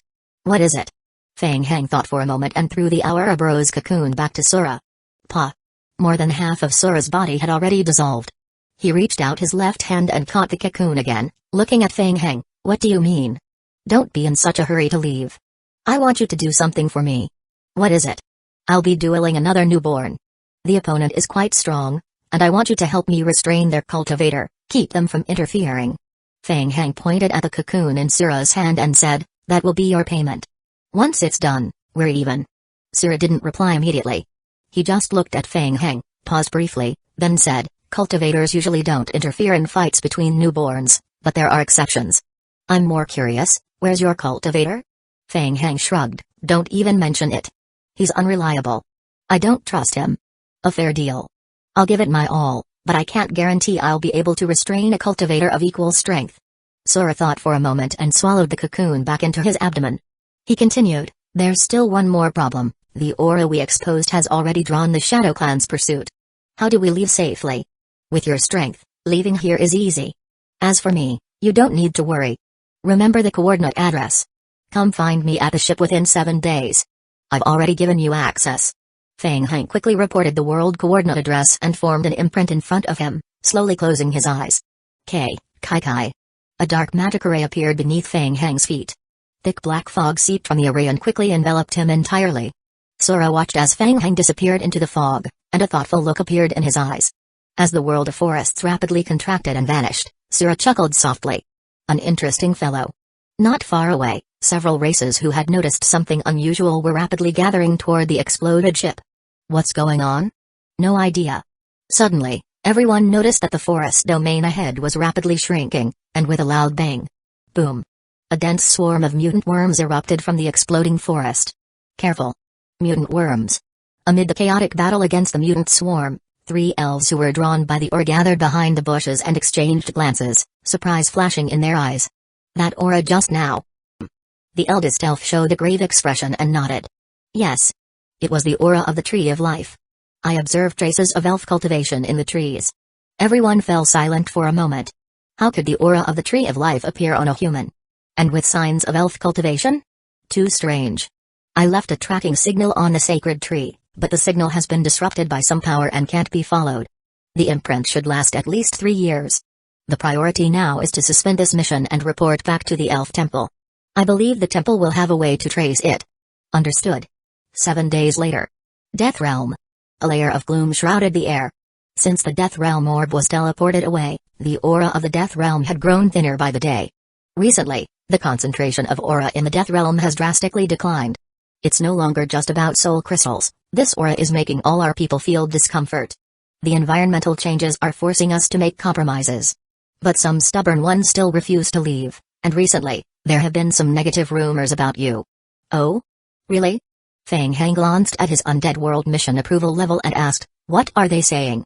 Kotal replied helplessly, the rumors say that your arrival caused the world's changes. Many members of the Dark Clan were forced into the New World, but they still long for the Death Realm, hoping to one day return to the Netherworld. Fair enough. Feng Hang thought he could understand that. It was their homeland, after all. But he still had to complete his Underworld Lord advancement mission. Mr. Feng Hang, can we really do it? Kotal looked at Feng Hang with a bit of hope in his eyes. Can you truly eliminate the disaster? Bring peace back to the Death Realm? Probably. Feng Hang thought to himself, there was a chance to eliminate the disaster, but returning the Death Realm to peace? Probably not. After all, the Death Realm orb had already been teleported away. The realm would eventually turn into a normal world. It's come to this, no choice but to go all in. Understood. Kotal's face turned grave, and he nodded. My people and I will do everything we can. Please follow me.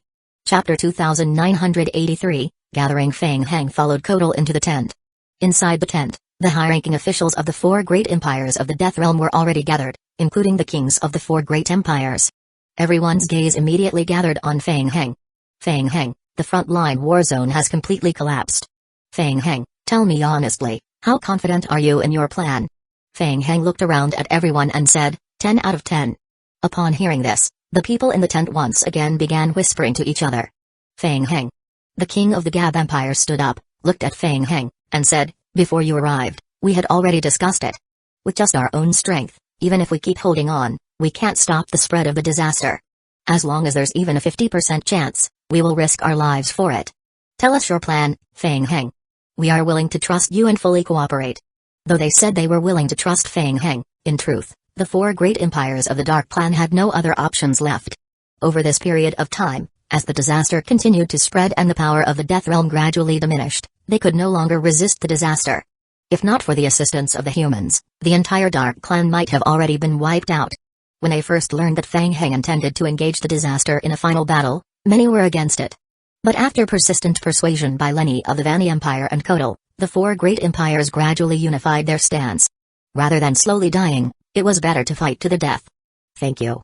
Feng Hang nodded slightly. Since the decision is made, let's begin immediately. Although the strength of the Dark Clan in the Death Realm had been greatly diminished, Feng Hang still considered them an indispensable force. After finalizing the battle plan, Feng Hang arrived at the Edge War Zone where the disaster had spread. In the distance, GRG, President of the Undead Council, had already been waiting with several high-ranking members of the Undead Council. Feng Hang immediately stepped forward to greet them, bowing respectfully, President, and teachers, thank you for coming personally.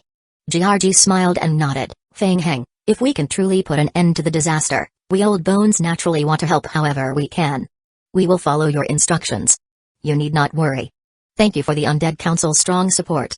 GRG waved his hand and replied, no need to be so polite. But Feng Hang, we still have plenty of time. The New World plan is going well. No need to rush. The Undead Council had been surprised when they heard Feng Hang intended to act against the seed of Ouroboros. After all, they had tried before. Even with the combined strength of the entire Undead Council and the whole Death Realm, they had not been able to truly kill Mu Kingston and Proust. Feng Hang had been out wandering for over 2 months, and now he returned confidently, claiming he wanted to go all out against the disaster. In the eyes of the Undead Council, Feng Hang had already entered the god-level necromancy stage. His strength had stabilized at a high level. During these 2 months, the instructors of the Undead Council had given Fang Heng daily one-on-one teaching, and the council was well aware that Fang Heng's capabilities in necromancy were steadily increasing. But such a short time was not enough to bring about a true qualitative transformation. Even with their current power, defeating Mu Kingson and Bruce at the same time remained very difficult. I understand, President. If it proves impossible, I won't act recklessly. Good. That's best. GRG nodded and said, that being said, if we truly manage to eliminate the disaster this time, the path to God-level necromancy may become clearer. It would be a good thing for necromancy as a whole. In any case, go ahead. No matter what happens, the Undead Council will always be your solid backing. Yes, I understand. In addition, GRG paused and added, recently, the Necromancer Association translated many ancient books of the Death Realm, as well as inscriptions dug up from the collapsed Empress's mausoleum. We've encountered many puzzles. Some records regarding soul reincarnation and other aspects of the Death Realm contain many contradictions. Unfortunately, the Death Realm is currently occupied by the disaster, and we cannot verify them further. GRG waved his hand and said, this matter can wait. Fang Heng, be cautious. There may still be hidden secrets behind the Death Realm that have yet to be uncovered. Were there other secrets besides the Death Realm orb? Okay. Fang Heng nodded lightly, temporarily setting aside his doubts. He looked up at the sky. The agreed time has arrived. They should be arriving soon. The Dark Clan forces at the front line war zone, along with the elite teams from the Undead Council participating in the operation, all looked up to the sky as Fang Heng did. The sky was overcast with clouds, and specks of spatial fluctuation appeared in the air. The fluctuations gradually became intense, forming a cluster, revealing the reflection of a spatial transmission. They were here. Starships. The space passage was opened, and the massive interstellar battleship, the Nether Sea, transitioned through space into the Death Realm. It was the first time the Dark Clan had ever seen an alien starship. They stood still, their eyes full of curiosity as they looked toward the vessel. Following the Nether Sea, over 100 starships also transitioned into the sky one after another. As soon as the ships entered the world, they activated their defensive barriers to block out the external aura of death, hovering in formation over the front line of the battlefield. A smile appeared on Fang Heng's lips. The Death Realm. It was also a game world, his fleet could enter just the same. Of course, if it had been the original Death Realm, the lack of coordinate information aside, the realm was filled with high-intensity death aura, which would have disrupted the transition channels, making it impossible to complete the jump. Even if they did manage to enter, the starships would have been completely corroded by the aura of death and rendered useless. But now, after the Death Realm orb had been teleported away, the death aura in the Death Realm had drastically weakened over the past few months. Its intensity was now comparable to that of an advanced game world. Moreover, Fang Heng had equipped every starship with top-tier defensive barriers that could resist the Death Realm's death aura. In addition, Fang Heng had already prepared a large stock of high-concentration energy blocks in the Death Realm to recharge the ships, ensuring the barriers would operate continuously. Whoosh! Whoosh whoosh whoosh. After completing the transition, the ships immediately entered combat mode. The energy beam weapons mounted on the ships fired in unison, launching a barrage of covering fire toward the disaster. Most of the Dark Clan had never seen such massive technological starships before, and their eyes were filled with awe. Despite their enormous size, there was not even a trace of power fluctuation coming from the ships. Although the Undead Council's war team had heard of the existence of spawns, it was their first time seeing an interstellar fleet in person, and they whispered among themselves in hushed discussion. The main ship's small transition passage opened. Chen Yu, Arkley, and the elite teams from the Eastern Federation emerged from the passage, fully armed and wearing protective suits. It was also the first time the Eastern Federation's players had seen the so-called Death Realm. They looked around carefully, inspecting this eerie world. Chapter 2984, Forced Chen Yu came to Fang Heng, his tone filled with some amazement. Mr. Fang, I never thought I would one day be able to visit the Death Realm. I should be able to make it back alive, right? Who knows? Fang Heng shrugged and looked toward Arkley, asking, is everything ready? Chen Yu's expression turned serious as he nodded. The Eastern Federation's combat personnel have completed the gathering and are ready for battle. Additionally, our fleet's command personnel will cooperate with you in commanding the fleet. Arkley nodded and said, Your Majesty, the vampires are also fully prepared for battle. Good. Fang Heng's gaze shifted to the leader of the Iron-Eating Beast tribe, who had just disembarked from the ship, and asked, any problems with the Iron-Eating Beast tribe? The leader of the Iron-Eating Beast tribe quickly scanned the terrain and shook his head, saying, no problems. We will cooperate fully and complete the construction in the shortest time possible. The iron-eating beast tribe had initially been unwilling when Fang Heng first captured them. But over time, they had gotten used to it. Helping anyone was still work. At least their treatment on the ships had improved significantly compared to before. The iron-eating beast tribe had always been a race that lived for the simple pleasures of eating and not worrying too much, just passing the days. Alright, everyone, let's move out. According to the iron-eating beast tribe's forecast, as long as the construction area for the Star Eye had been chosen and the materials were sufficient, they were confident that they could complete the construction of the Prism Tower within 72 hours. 2 hours later.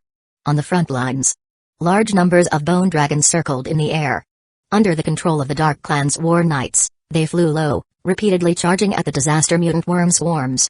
If you looked closely, you would see that on the broad spines and ribcages of the bone dragons, like muscles, a mass of red creatures was attached. Lickers.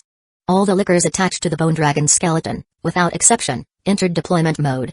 As the bone dragons flew low, they continuously launched long-range fire cannon attacks into the disaster mutant worm swarms. Dark Clan mages and elite mages from the Undead Council stood on the decks of the ships, using their undead spells to assist in the attacks in coordination with the ship's long-range beam weapons. The vampires' bat swarms, who could fly, hovered around the ships, providing support from the sides. On the front lines, the swarms were being crushed. The Dark Clan had never imagined that the disaster, which they had once feared greatly, was being cleared away so quickly by the coordinated efforts of Fang Heng's various teams. They even began to feel a sense of confusion. Was the disaster not as strong as it used to be? How did the disaster manage to push the entire Death Realm to this point? The fleet continued to advance until it reached the predetermined Star Eye construction site. The ship stocked, and Sokka immediately called the player teams to start unloading the anti-gravity stone blocks and directed the iron-eating beast tribe to begin constructing the Star Eye's prism. Fang Heng stood in the main control room of the flagship, looking through the glass toward the central area of the Nether River. Mu Kingxin should have sensed him by now. Still not making a move? If this continued, once the Star Eye was fully constructed, he would take the initiative. Deep within the Nether River, Mu Kingxin had indeed sensed Fang Heng's approach. She woke from her slumber and looked down at the now drying Nether River. Recently, the power in the Death Realm had been rapidly dissipating. Proust's progress had slowed down significantly, much slower than expected. He had only regained most of his strength, and he was still far from advancing. Mu Kingxin raised her head and focused for a moment. So, Fang Heng and his team were setting up a defensive line on the periphery? The Star Eye was a weapon designed by the Spawns nearly 1,000 years ago, specifically to deal with the mutant worms. Mu Kingxin had been in the Death Realm for so long that she was unaware of the advances made outside. But she could feel it, war was imminent. Meanwhile, as the iron-eating beast tribe rapidly completed the construction of each Star Eye, Fang Heng's confidence grew. It seemed that Proust had not yet awoken from his slumber. Mu Kingxin also did not take the initiative to attack. Great. He could set up the Star Eye without worry. Each completed Star Eye prism would have a team made up of local Dark Clan, vampires, the Eastern Federation, the Undead Council, and zombie clones to guard it, ensuring nothing went wrong. 2 days later, the construction of 24 Star Eye prism positioning defense devices was completed, and they successfully entered the locking state. As the prisms entered the third stage of the lock, a powerful energy wave was released from the prism tower. Even the Dark Clan felt a huge surge of energy emanating from the prisms. The warriors of the Dark Clan's 4 great empires, who were gathered on site, could all sense that a great battle was approaching. At the moment the locking was completed, the mutant worm swarm, surrounding the center, instinctively felt the threat. Mu Kingxin condensed her gaze and looked toward Fang Heng's location. Proust. Wake up. The entire disaster swarm went into a frenzy, charging toward the defensive perimeter. Now you respond? Hey, too late. Fang Heng sneered coldly. The battle began. The entire area, including the Nether River, was now completely surrounded. At the front of the battlefield, Dark Clan war knights faced the berserk insect swarm rushing toward them, raising their death blades high. Form the line. Prepare to intercept. In the front, countless swarms rushed forward, exploding into blood and flesh under the fleet's beam attacks. At the rear, the Undead Council's teams and Dark Clan mages cast domain spells, covering large areas with terrain-altering and weakening spells, greatly diminishing the attributes of the swarming insects. In the sky, bone dragons, covered with liquor biological cannons, flew above, repeatedly causing massive damage to the insect swarms. Fang Heng stood in front of one of the Prism Defense Network towers, his gaze fixed on the battlefield as game hints flashed across his retina. Hint: the Star Eye Prism device is being positioned. Hint: current positioning progress, 13%. Current energy accumulated, 100%, cannot fire. Hint: the player has detected the seed of Ouroboros newborn. The player triggers the related mission kill. Mission name, kill. Mission description, you have learned the fate of becoming a newborn of the seed of Ouroboros. Please eliminate all competitors as soon as possible and absorb their nutrients. Mission requirements, kill the enemy seed of Ouroboros. It's here. Feng Heng narrowed his eyes. The previous seeds of Ouroboros he had encountered in the spawn missions had all been severely damaged, with a strength of at most 10% of their full potential. But this time, it was the fully restored seed of Ouroboros Brust. Chapter 2985, Something New. Whoosh. Feng Heng lightly tapped the ground with the tip of his foot, swiftly darting through the layers of warships and a swarm of dark clan war knights, heading straight for the center of the front-line battlefield. Behind the swarm, another sturdy figure shot out from the domain of the Nether River. Bang! A muffled boom exploded in the center of the battlefield. A shockwave visible to the naked eye blasted out to both sides. Feng Heng. Brust's eyes filled with anger. Compared to the last time they met, Feng Heng had made significant improvements in all his attributes. As for him, due to the weakening power of the entire aura of the Death Realm, he had instead regressed. Feng Heng slowly wrapped his palm around Brust's fist and said coldly, word by word, "Hey, Brust, you seem to have gotten weaker. Get lost." Brust roared. Spiritual energy exploded from his fist with a loud bang. Both of them leaped backward, then charged at each other again. Compared to long-ranged spells, Feng Heng still preferred, was even more adept at melee combat. Especially when he held the upper hand in close combat. Whoosh! Feng Heng punched forward with a force that tore through the air. Bang! His fist landed on Brust's right shoulder, which immediately dispersed into tiny worm bodies that absorbed the impact. Kai. The scattered tiny worm bodies even suddenly lunged toward Feng Heng, swiftly biting a large chunk out of his right arm, while a layer of ashen gray clung to the wound. It was the aura of the Death Realm. While retreating rapidly, Feng Heng neutralized and absorbed the aura of the Death Realm from his wound, regrew a new right arm almost instantly, and smirked. Hey, brother, didn't expect you to have something new after all. Why don't you try this one of mine? With that, Feng Heng lightly tapped backward with his toes and charged forward again, resuming the brawl. Whoosh! Another punch struck Brust's chest.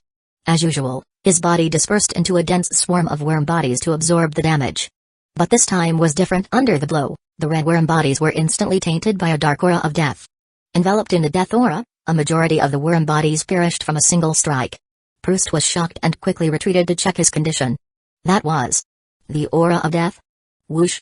Naturally, Feng Heng didn't intend to give Brust a chance to breathe. He immediately closed in again and unleashed several consecutive punches. Since their last battle, Feng Heng had made considerable progress in necromancy, psychic arts, and sacred studies.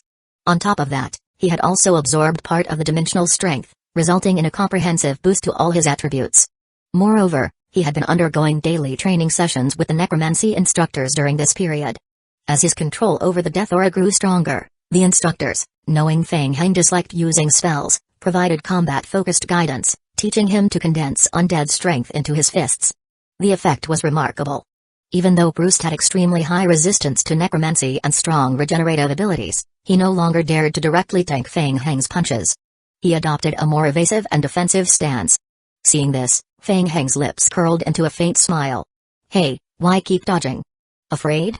As the battle dragged on, aside from the lickers circling the bone dragon in the air, a large number of lickers had already burrowed into stealth beneath the ground. These were his blood pacts. As time passed, Feng Heng no longer struggled as he had during their previous encounter. He even had spare energy to throw in a few taunts. The two of them became two blurred shadows clashing across the battlefield. Feng Heng clearly had the upper hand over Brust. Not far away, Mukinkson watched the battle coldly. Under normal circumstances, as a cultivator, she would not interfere in battles between new bloods. At present, Feng Heng held the advantage. But with only this slight edge, it still wasn't enough to kill Brust outright. What concerned Mukinkson most was that special ability Feng Heng used in their last battle. It was a purely magic-based attack that fused an incredibly powerful psychic impact. Even she found it intimidating. Feng Heng. Mukinkson fixed her gaze on him, wariness flashing in her eyes. How had he improved this much in such a short time? How exactly had he done it? Nearby, the high-ranking instructors of the Undead Council had not taken action either. They maintained a certain distance to observe while keeping a watchful eye on the hidden Mukinkson. Of course, if Feng Heng were to encounter danger, they would intervene without hesitation. At the very least, they were very satisfied with Feng Heng's current performance. Especially pleased that their recent teachings had borne fruit. With a monstrous talent and tireless effort, President GRG of the Undead Council nodded silently to himself. Perhaps, one day, Fang Heng would reach heights even they couldn't imagine. In the blink of an eye, the two had been fighting for over 10 minutes. Fang Heng could see Proust's HP bar. Still long. He had barely taken any real damage. Fang Heng continued to provoke him, saying coldly, "Proust, you've been here this long and you're still the same? Got nothing new to show?" Proust, being pressured by Fang Heng, snorted coldly at the words. Long? Long, my ass. It hadn't even been half a year. In the past, Proust's hibernation periods were measured in centuries. He didn't even remember how long he had slept the last time the Death Empress suppressed him. And what about you? Don't think you can take me down with just that. Show me what new tricks you've learned. Alright then, let me show you. As Fang Heng spoke, his aura abruptly changed. What was that? Proust's expression immediately shifted. A burst of holy light erupted from Fang Heng's body. Holy form. Shieldbreaker strike. Whoosh. A divine golden spear instantly pierced Proust's chest. Holy attribute attacks were inherently effective against necromancy-based beings and the seed of Ouroboros. The moment the spear pierced him, sacred flames ignited at the wound, burning intensely and sending Proust into a stunned state. Holy attribute? Mew Kingson's eyes widened in surprise. Whoosh. Proust was sent flying, and while he was still airborne, Fang Heng had already teleported behind him and waved his hand. God's punishment. Boom. A thunderous explosion. A violet-red lightning bolt struck down from the sky, slamming into Proust and instantly blasting out damage numbers in the hundreds of thousands. Proust entered a brief stunned state. Fang Heng snorted coldly. Continue. Chapter 2986, Mass Refresh Boom. Boom boom boom boom boom. It was a continuous God's punishment effect. Lightning flickered, and the raging downpour kept striking and washing over Proust. With every strike from the thunder calamity, large swaths of scorched red thread worms fell off Proust's body. It lasted for a full 3 minutes before the skill ended. Fang Heng exited the sacred form. The sacred form had additional damage bonuses against Proust. Unfortunately, within the Death Realm environment, the attack power was somewhat weakened. Huff, huff. Proust broke free from the control of God's punishment and slowly lifted his head. His body, charred black from the purple lightning, gradually recovered as he looked toward Fang Heng. A very interesting skill. But the duration was still a bit too short. Otherwise, it would have been quite troublesome. Hee, I think the same. As Fang Heng spoke, he lightly tapped the ground with the tip of his foot. Want to try this move next? In the next instant, a rapidly rotating magic array suddenly appeared beneath Fang Heng's feet. Eternal Tree Realm. A natural orb blossomed. Dense vines, branches, and roots overflowed from the magic array. The surrounding space seemed to be torn apart by the vines and roots, instantly filling with lush green vegetation. Ibakaya. Go. Proust hadn't yet recovered from the heavy damage caused by God's punishment. His heart skipped a beat. In just the blink of an eye, the surroundings had already been enveloped by thick greenery. Suddenly, the dense vines formed into sharp spikes and stabbed toward him. Get lost. Proust roared. Boom. Spiritual energy burst from his entire body, blasting apart the incoming vines. Whoosh. Earring, acceleration. Fang Heng's figure suddenly appeared right in front of Proust. Boom. A punch was thrown. Proust's body instantly dispersed into countless tiny, tangled worm bodies to absorb the force. But this time, the impact was stronger than ever. Proust could only deflect part of the force and was forced to stagger backward from Fang Heng's punch. At the same time, the aura of death attached to Fang Heng's fist spread rapidly over Proust's body through the point of contact. Whoosh. Earring acceleration. Again. Pursuit. Fang Heng's figure traced a shadow through the air, instantly appearing in front of Proust again. Empowered by the accelerated earring, Fang Heng's strength had surpassed the limit of what Proust's thread worms could absorb. Proust's body let out a loud crash as he was once more violently knocked backward. Again. Bang. Bang. From afar, the others could no longer see Fang Heng's movements clearly. They only saw Proust struggling to regain control of his body, repeatedly pummeled by a shadow figure slamming him down toward the ground. To Proust, the greatest damage came from the death energy attached to the punches. Large portions of his body, composed of tiny worms, were decaying. Under Fang Heng's suppressed strength, he once again lost control of his body, falling into repeated rigid states from the hammering blows. After several consecutive hammer strikes under earring acceleration, Proust completely lost control of his body, getting pounded faster and faster into the ground. Until the final punch. Earring acceleration. Exploded. Bang. Proust was smashed deep into the ground. Whoosh. Whoosh whoosh whoosh. The surrounding dense vines surged forward, dragging him violently beneath the earth. Layers and layers of vines wrapped tightly around him. At the same time, Fang Heng threw one sealing rune paper after another onto the surface of the vines. From a distance, Mu Kingxin looked at the battlefield with a serious expression in her eyes. Fang Heng's close combat strength exceeded expectations, but she judged that his summon domain ability had a time limit. Once it passed, it could be endured. But what was Fang Heng doing now? Trying to seal Proust? Wasn't that underestimating both her and Proust a bit too much? While she was still puzzled, Mu Kingxin saw Fang Heng retreating from the ceiling area. Huh? He retreated? What did that mean? Noticing Mu Kingxin's gaze, Fang Heng suddenly turned his head and shot her a slightly provocative look, while raising his hand to point toward midair. Huh? What did that mean? Not just Mu Kingxin, even the entire Dark Clan and Undead Council had no idea what Fang Heng was up to, especially after just suppressing Proust and then suddenly pulling back. Was it some kind of special trick? Half a second later, Mu Kingxin's expression shifted slightly. What?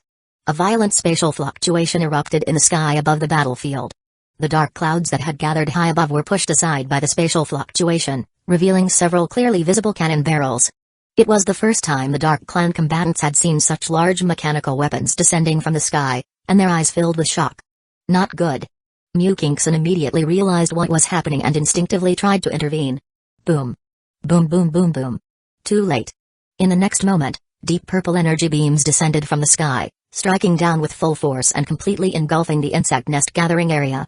Proust was located right at the center of the light beam attack. Mutated energy beams. Mu Kingxin narrowed her eyes, sensing a powerful threat emanating from the beams. The purple light purified all the mutant worm swarms within the targeted area. It lasted for a full 5 minutes before the energy beams faded, and the cannon barrels retracted back into the spatial passage high above. The ground, once covered by creep, had been burned into pitch-black scorched earth. Fang Heng stared at the sealed location where Proust had been trapped by Abakaya. He wasn't dead yet. Ka, ka ka, ka ka ka ka ka. As Abakaya and the Eternal Tree Realm faded away, the ground began to bulge outward. It was as if something was struggling to break free from beneath. Boom. The earth exploded open into a massive pit. Proust appeared at the center of the crater, gasping heavily and looking extremely battered. Fang Heng. Fang Heng also stared at Proust, a mocking tone in his voice. What?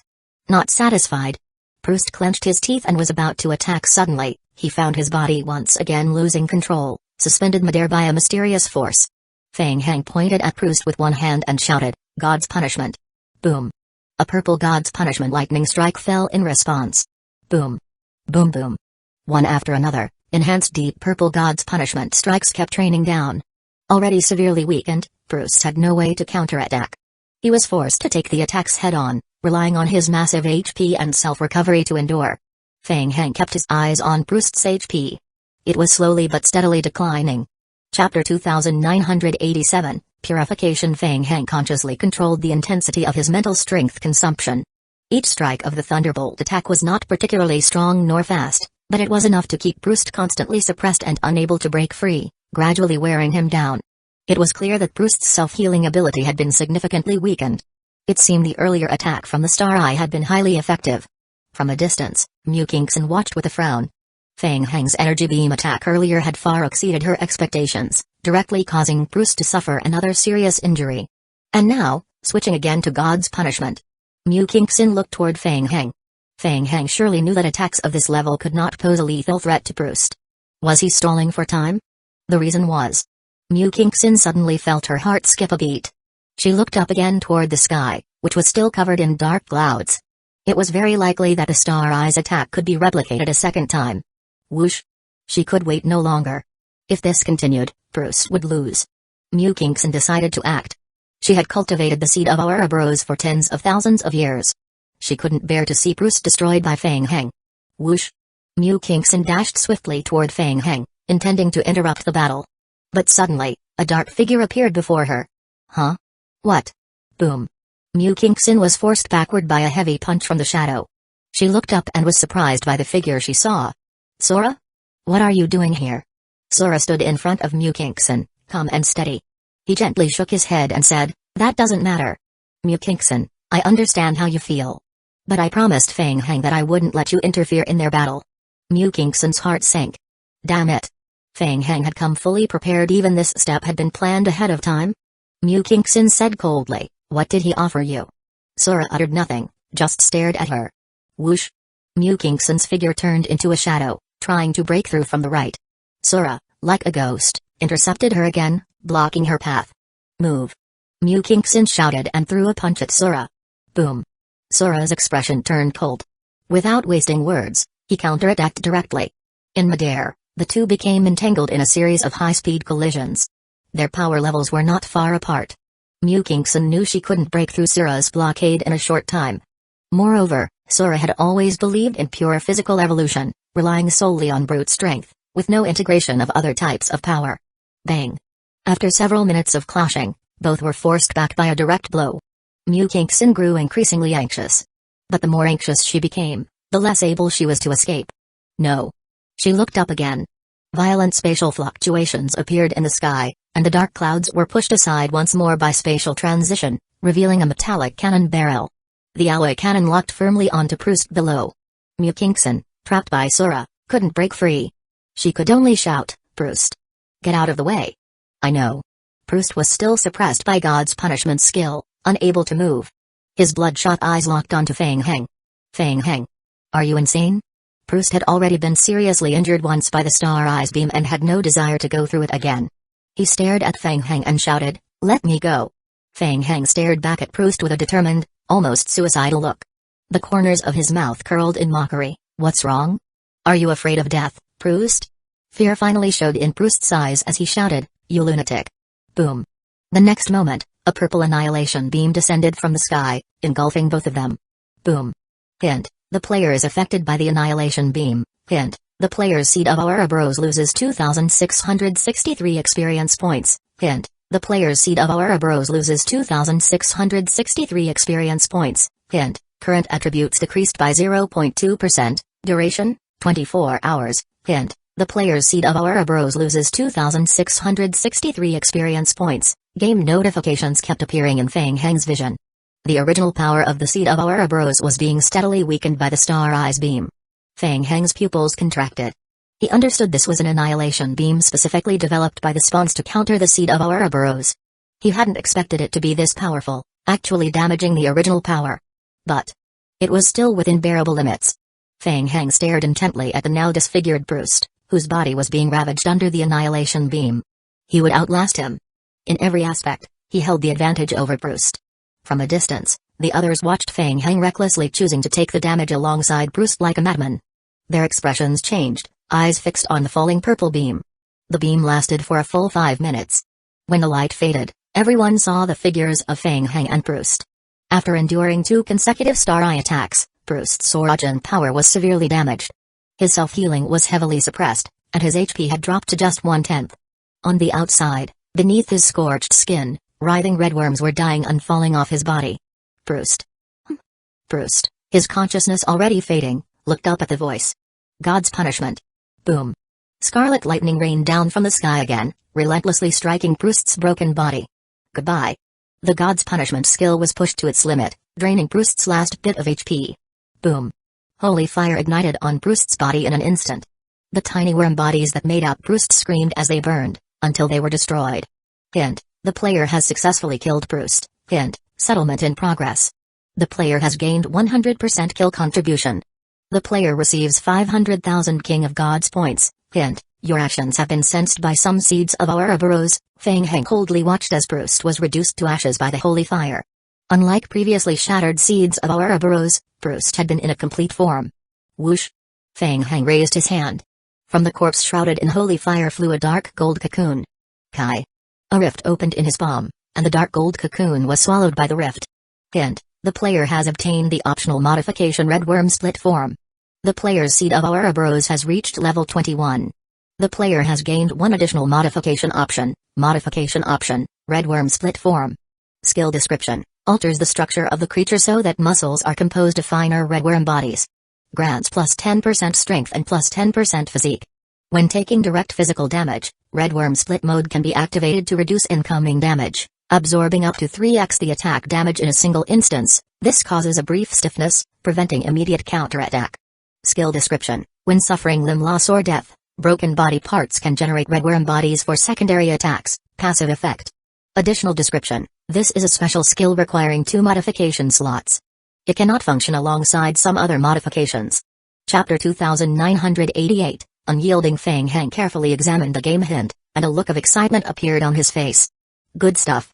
After absorbing the cocoon, not only had the experience points lost due to the attack from the Star Eye of the Spawns been completely restored, but he had also leveled up to level 2. In addition, he even gained a special modification option. It seemed to correspond to Brust's unique ability Red Bug Separation. He would find a chance to test its effect in actual combat once he got back. Feng Heng withdrew his gaze from the game hint and slowly shifted his eyes towards Zura and Mukinkson. Feng Heng. Mukinkson stared at Feng Heng, eyes bloodshot, as if she wanted to devour him completely. HMPH. You're staying here too. Feng Heng let out a cold snort and tapped his toe lightly on the ground, launching himself rapidly toward Mukinkson. Mukinkson's pupils suddenly shrank. Feng Heng. He still dared to launch an attack on her? Even after withstanding a round of attacks from the Star Eye, he still had the strength to fight? Courting death. Mukinkson's right hand quickly materialized into a long whip and lashed it toward Feng Heng, drawing a slicing sound through the air. Bang! A dull impact echoed as the two clashed midair. Mukinkson was surprised to find that Feng Heng's strength hadn't been diminished as much as she had expected. To think he still had this level of combat strength? Seeing Feng Heng take action, Sora quickly retreated from the battlefield, moving rapidly to the rear. She had already fulfilled her agreement with Feng Heng. She would not intervene in the remaining battle. Feng Heng swiftly closed in and engaged Mukinkson in melee combat. In midair, the two figures collided repeatedly, separating and clashing again. Mukinkson sneered. She was confident that she was stronger than Feng Heng. Not to mention that Feng Heng had just fought a round with Brust and had greatly exhausted himself. Feng Heng's strongest ability was the positioning beam weapon of the Spawns. But that move had a very obvious limitation, a long preparation time before activation.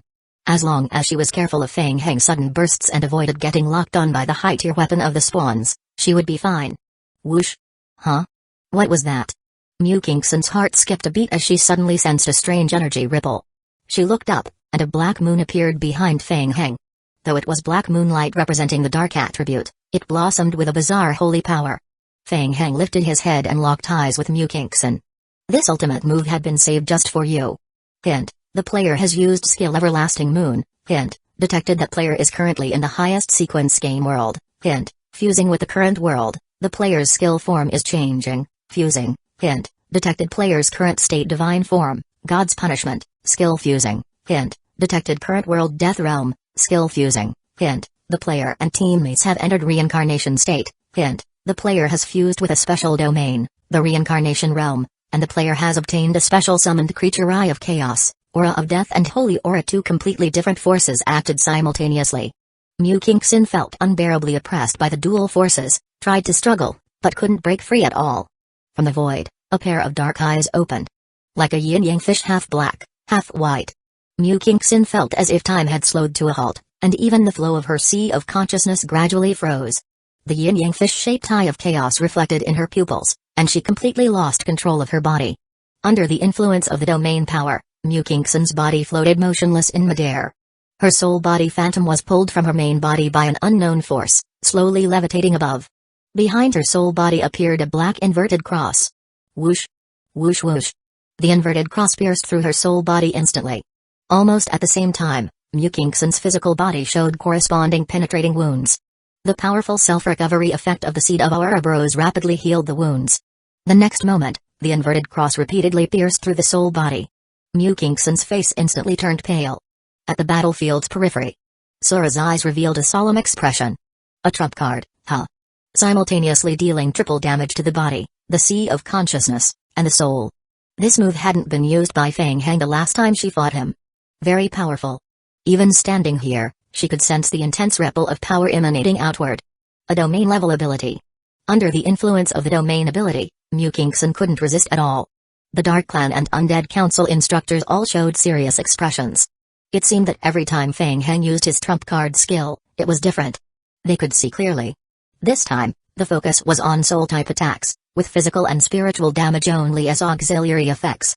With every piercing of the inverted cross, Mukinkson's soul power was being shattered bit by bit. Even though her main body's will was extremely strong, it was still weakening under the piercing attack. On the ship, the Eastern Federation players also showed serious expressions. A special world seemed to be partitioned out in that domain. Time there seemed to flow differently. In their eyes, Mukingson appeared to have lost the ability to act, with blood repeatedly bursting from her body, her face growing paler and paler. Some unknown control ability? The Eastern Federation had long realized that Feng Heng had already gained control over a power that exceeded his level. Though they couldn't see it, they could feel it. That domain was filled with terrifying power. The ship's operator broke the silence. Report. Star Eye positioning complete. Wait a little longer. The Eastern Federation's vice captain looked back at Arkley. Seeing Arkley nod at him, he raised his hand and said, Action. Star Eye positioning complete, initiating transition. Attack countdown, 5, 4, 1. In the high sky where Feng Heng and Mukingson were, the spatial fluctuation caused by the transition dispelled the surrounding dark clouds. The Cold War machine cannon of the spawns emerged from the spatial transmission ripple, locking onto the target below. Mukingson had already entered an absolute control state. She was completely unaware of her surroundings, and even if she were, she wouldn't be able to escape the restraint. Boom. Purple light once again descended, instantly engulfing both Feng Heng and Mukingson. The third time. A sustained bombardment from the high-tier energy beam of the spawns. It lasted for a full 5 minutes. The attack ended. The purple glow gradually faded. Everyone looked toward the center of the battlefield. Feng Heng's injuries were rapidly healing, while Mukingson appeared uninjured but extremely weak. Whoosh! In the next instant, Mukingson didn't hesitate at all and immediately flashed toward the right-hand domain area. Chapter 2989, The Keeper of Order Escape. On the surface, she only appeared slightly weakened, but she now clearly knew that she had been severely injured. Her soul and will were already on the verge of shattering. Flee for her life.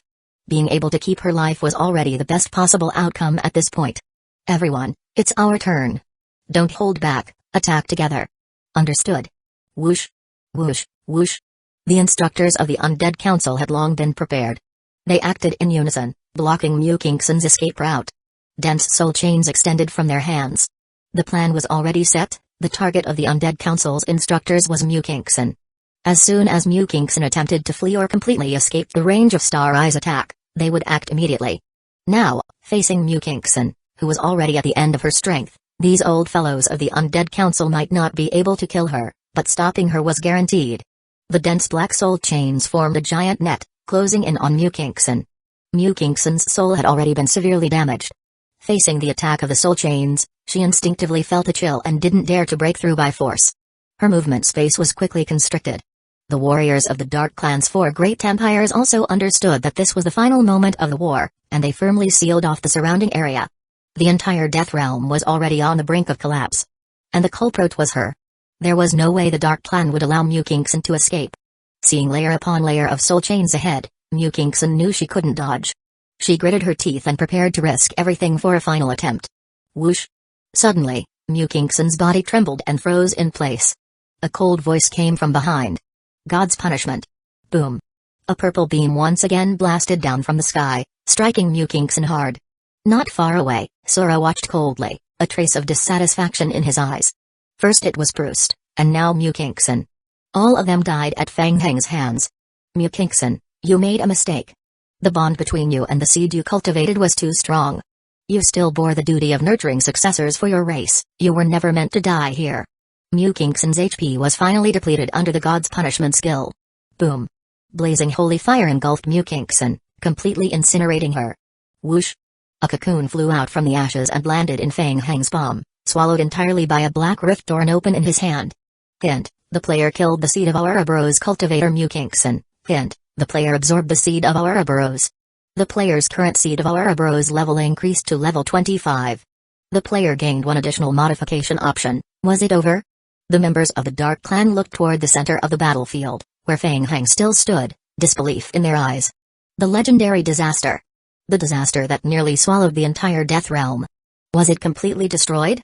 Feng Heng walked up to the Undead Council instructors and bowed respectfully. Thank you, instructors, for your assistance.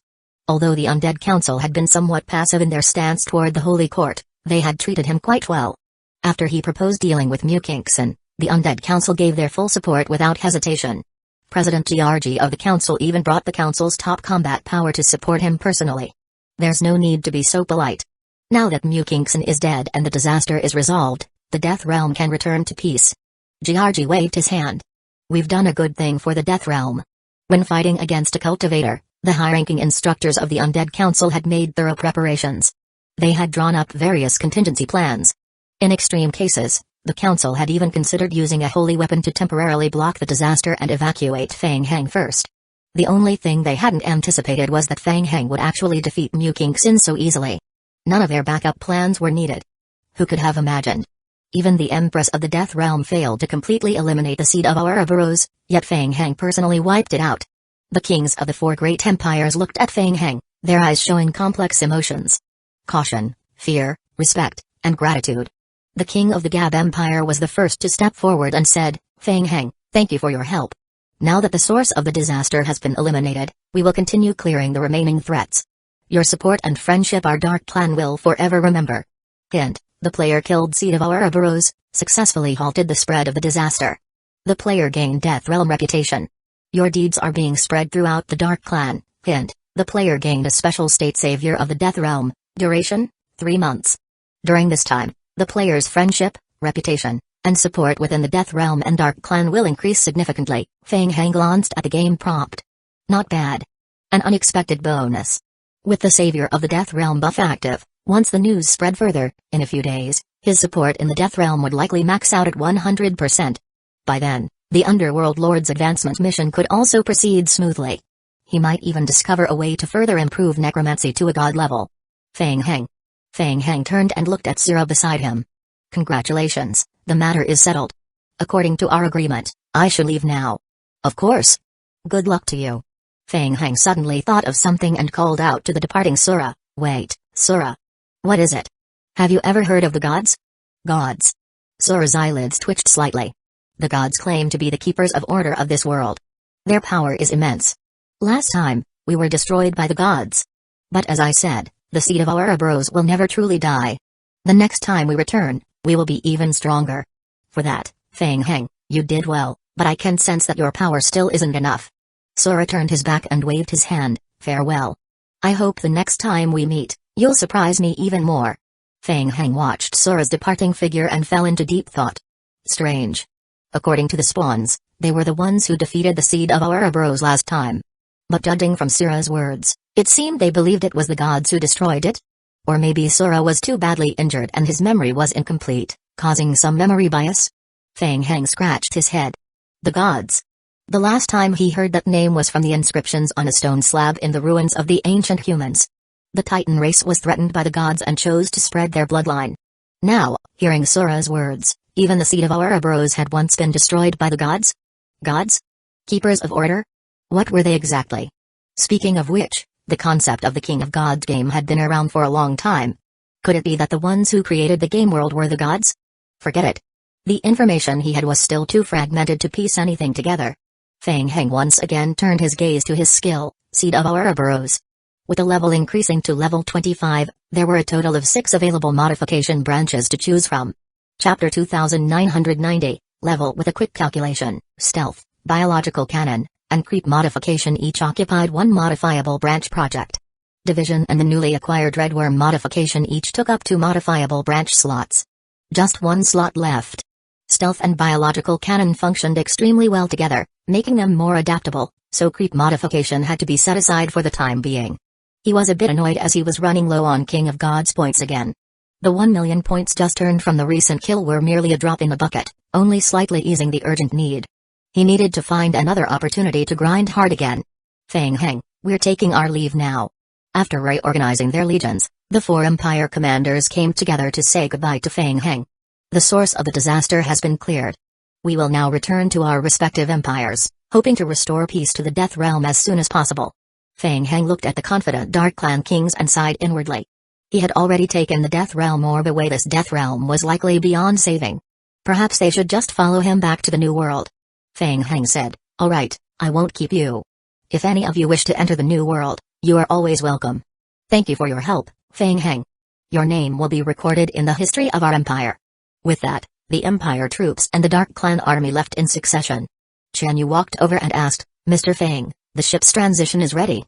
The fleet is preparing to make the jump. Will you return with us to the Death Realm to continue mining?" Every minute the ship lingered in the Death Realm consumed a massive amount of energy to resist the Death Realm's aura. Now that the mission was completed, the ship was set to immediately return and resume resource extraction via the spawn system. Feng Heng thought for a moment and shook his head. No need, you go ahead. I still have some matters to deal with. I'll catch up with you later. Alright. Is that so? Mukingson, what a pity. Zai sensed that Mukingson and the newborn she had cultivated had both died at Feng Heng's hands. She frowned slightly. In her view, Feng Heng's strength was far from enough to kill the two of them. It had to be through some external power.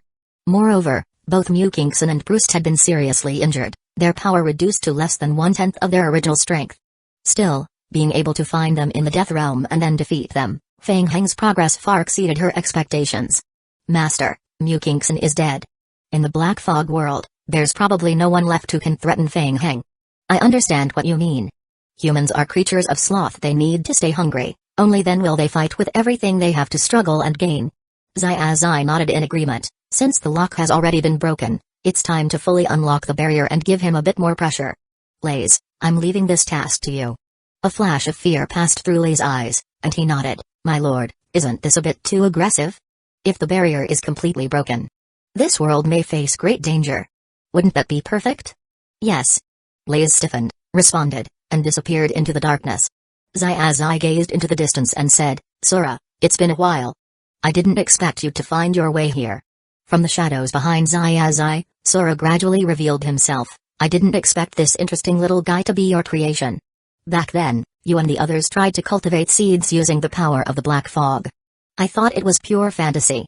Sora smiled at himself, shrugged, and said, well, turns out you won. I was the one with short-sightedness. You're a real maniac. Thanks. I'll take that as a compliment. But isn't this step a bit too rushed? Sora walked up to Zai.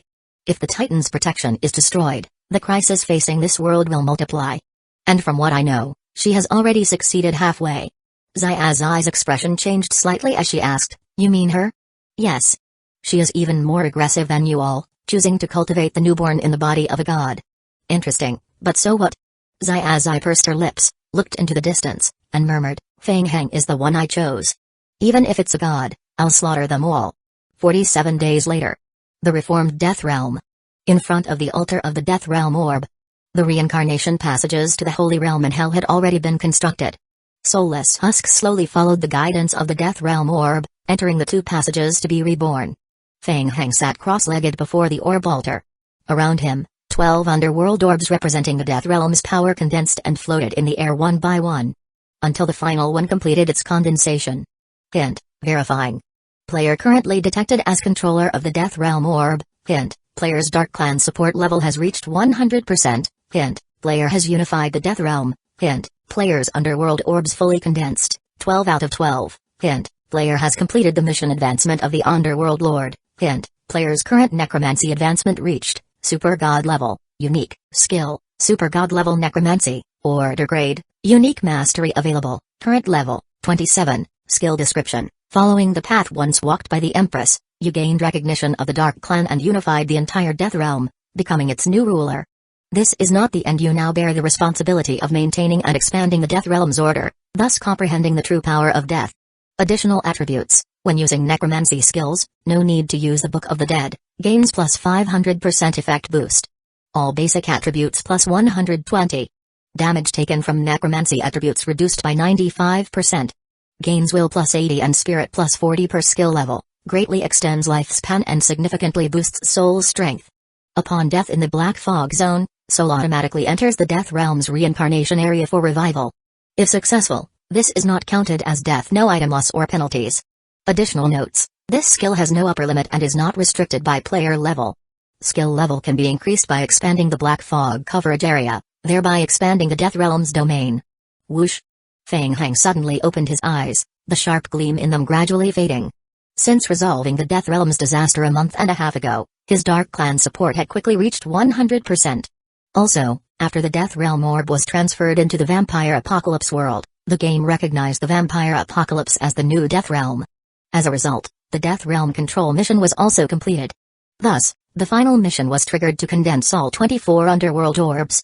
Chapter 2991. Advancement. Over the past month, Feng Heng had been meditating and cultivating in the Death Realm, condensing orbs through his mental strength.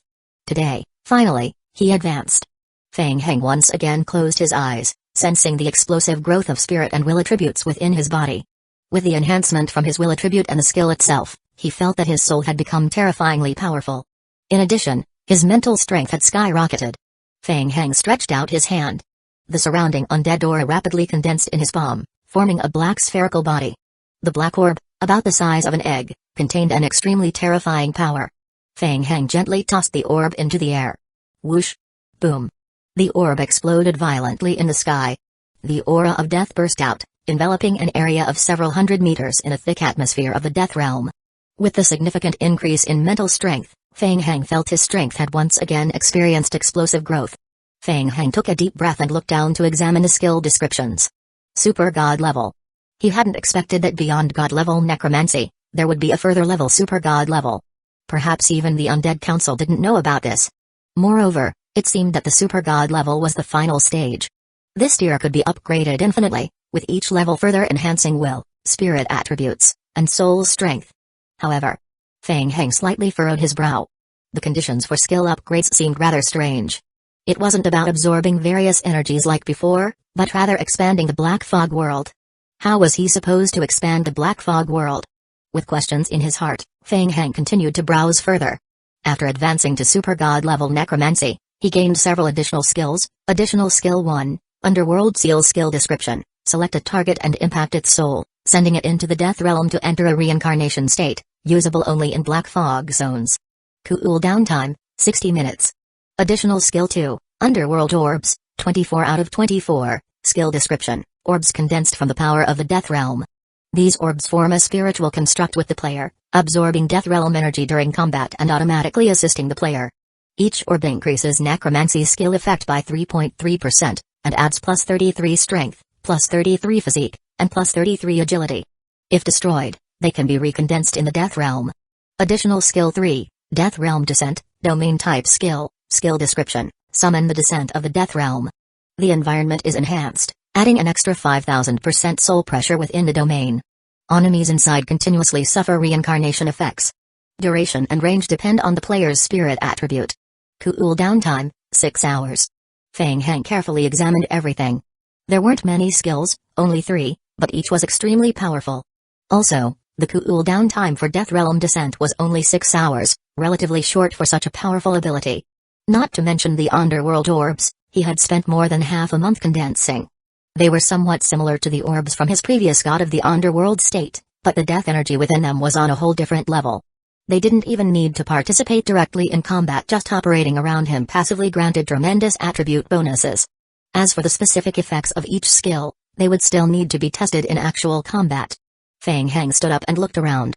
But weren't the orbs orbiting his body a bit too conspicuous?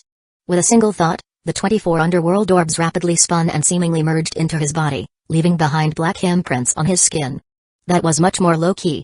His closed-door cultivation ended. Feng Heng walked out of the hall and took a deep breath of the fresh air outside. After resolving the Death Realm trouble, he had also broken through the lock in the real world, mastering all his abilities. Especially after advancing to Super God level necromancy, all his attributes experienced explosive growth again. In the Black Fog game environment, he could even revive after death, greatly increasing his fault tolerance. But now was not the time to relax. There was still one major threat. The demonic seed jealousy. With his current strength, could he choose to strike first and battle jealousy? Feng Heng perceived his sea of consciousness. With his power enhanced, the shadow left by the jealousy demonic seed in his consciousness had almost no influence on him. No, he would wait a bit longer. He needed to make sure to strike with full force, not giving jealousy the demonic seed even a sliver of a chance. In the real world, after the Western District Federation and the Eastern Federation had clashed once in the game, both sides tacitly retreated to the real world. The Spawn Star Map project suddenly announced a halt in operations. The Western District Federation would temporarily maintain the current progress of the Star Map construction while calling for all major federations to remain calm. The entire world was facing threats from the Black Fog, and external forces choosing infighting at this time would be extremely foolish. The outside world had become immune to this shameless rhetoric from the Western District Federation. After all, they were the ones who started the Star Map project, and now they were calling for calm. Players were more focused on why the Western District Federation suddenly made a 180-degree turn in attitude. Only those involved knew the truth. The Western District Federation had been scared senseless. No joke. The Eastern Federation already had a fleet of warships. And it was all because of Feng Heng. It could be foreseen that Feng Heng and the Eastern Federation were far superior in the hierarchy of the spawns. Once the star map was completed, who would call the shots in this world? It would obviously be the Eastern Federation. Wouldn't that make them look like clowns? Their original intention was to leverage the power of the spawns to become the overlords of the world. Now, they were helping the Eastern Federation carry the sedan chair, doing all the work for someone else's gain? Of course, the Western District Federation was not happy about that. They didn't dare offend the spawns, but they didn't want to be used either, so they began to drag things out, pushing back the star map construction timeline. The spawns seemed to have noticed the deliberate delay from the humans and expressed dissatisfaction, urging them repeatedly. The Western District Federation just kept apologizing and nodding with smiles, claiming they understood but refused to take action. With the Western District Federation halting the star map construction, tensions among the factions didn't decrease. Instead, the incident heightened the competition to cultivate powerful players.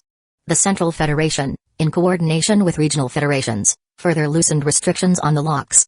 All major factions were now seeking breakthroughs in power within the game.